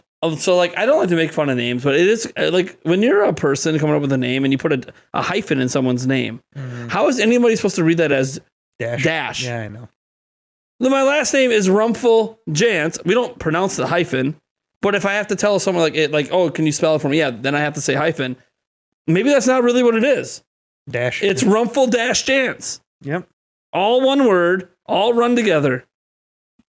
It's whatever. You can do whatever you want, by the way. I know. That's the fun thing with names. You could literally put an asterisk in your name, and that's not your name. And you got to pronounce the asterisk. You can't just say star. No. It's not a star. It's asterisk. Mm-hmm. So your name's asterisk. Octothorpe. But it's just a symbol. I'm waiting for the person that decides to name their child nothing but emojis. Oh, God. Someone's going to do it. Someone's going to name their kid nothing but emojis, and you have to figure out how the hell you say that name. Winky face. Yeah. Pointing left. Yeah. Right. And am I allowed to say this in class, kids? I'm not sure. It's pointing at something that isn't appropriate. That's my name. Stop making fun of me. Yeah, right. We need a parent-teacher conference. Oh Lord. How do I deal with emojis? Can I just call your kid Mr. Emoji? Can I just do that? Emoji, Mr. Emoji. Come on over. Can you imagine? Can you imagine somebody whose name is a feeling, for example, a feeling, right? Mm-hmm. Yeah. Hi, what's your name? I'm sad, but why? I'm sad. My name is sad. My name is sad. Well, what's your name? Why is it so sad? I'm sad. Yeah. Here's my license. It's literally sad. Yeah. It's sad McGuffin. Sad. Why is your license sad? Yeah. Anyway, thank you guys so much for tuning in. It was a good show. We'll catch you roughly same time next week, hopefully a little bit sooner. Eric was running a little late today, and then I, was running late too, so it kind of just all worked together that we ran late. I forgot. And Mike forgot. So if the trifecta doesn't happen again next week, we'll be on time at 8 p.m. Central Time next week, Wednesday. The Triforce. You can catch us, the audio version everywhere, pretty much everywhere. Anywhere podcasts are heard, you can find it. We also have the Nintendo Prime Podcast channel. Hope you guys subscribe to. You can find the on-demand version there of the video version. And you can obviously find, I was about to say Nintendo Academy. It's going to take me a while. Mike Odyssey. You can find him over at his channel, youtube.com/c/Mike Odyssey. Can't do the song. The song's copyrighted. I can't do the song. Jump Up Superstar can't be said. Even my remix is copyright strikes. I gotta be. I can only play the remix now when I know I've already been copyright striked. I was waiting for it. I was waiting for Ubisoft to drop a copyrighted song yesterday so I could play Jump Up Superstar, but it just didn't do it. Those bastards. I was waiting for it. Give me a copyrighted song so I can just play it and not worry about it. I don't want to strike. I don't get strikes for playing Jump Up Superstar, but they do be like, yeah, that's 10 cents in ad revenue. That's ours. Have a good day. Is that countdown copywritten? I don't think so. I don't know. I didn't get any strikes on it today, so I took it. We know you were proud of that countdown. You're like, thank you for making such a cool countdown. That's mine. Yeah, and it's so long that I can just go ahead and clip it at 10 and then use the rest. Yeah, and they changed it at 10. They changed it at 10 too. It does. You got the perfect amount. You can do a half hour. You can do 20. You can do 10. You can do just a 10 seconds. 10 seconds goes wild at 10 seconds. Yeah. All I gotta do is just take the Sparks of Hope logo off and just put Mike Odyssey. We're good. Oh shit! It would actually look pretty sick for Mike Odyssey because it's the outer space theme. Mm-hmm. Yeah, man. Oh shit! You're about to have the best intro in gaming that no one's gonna remember was made by Ubisoft. Hell yeah!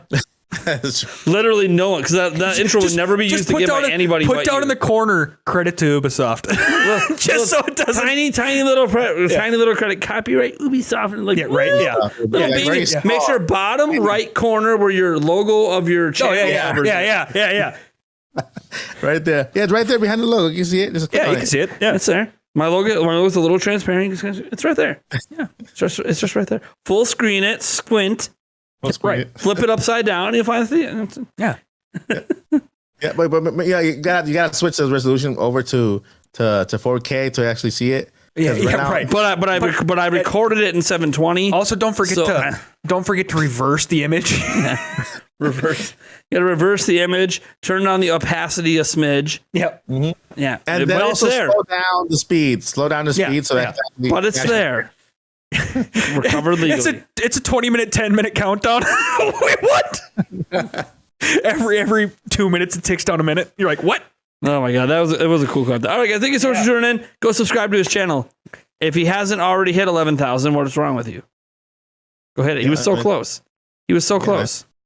Did he get there? Did he get there in the podcast? That's my question. I'm like literally, and I know Mike Odyssey. All of us are like scroll quick. Mike Odyssey doesn't pop up in the YouTube search yet. So let me see. I'll type in the old Nintendo Academy here. Did we hit it? Did we pull it off before we sign off? No. Oh, come on. I better pull it off by the end of the week, guys. We can do it. All right, guys. Yeah. Thank you so much for tuning in, and we'll catch you next week. Well, I'll catch you tomorrow, but this show will catch you next week. Oh, hold on, we gotta wait because Bama gifted 5 memberships. Oh, jeez. I gotta make sure they get claimed. There they go. They're gonna go quick because we lost a bunch of members, so these gifted memberships are gonna go quick. Puma, Amanda, Brandon White, K-Dog, and Destiny Swap. Welcome to the Nintendo Prime family. Welcome to the board of directors. Thanks so much. Thanks so much, Bama, for the I just got home from work. Let me throw out some money quick. Right, gifted memberships. All right, now that's the end. Thank you guys so much. All right. Later.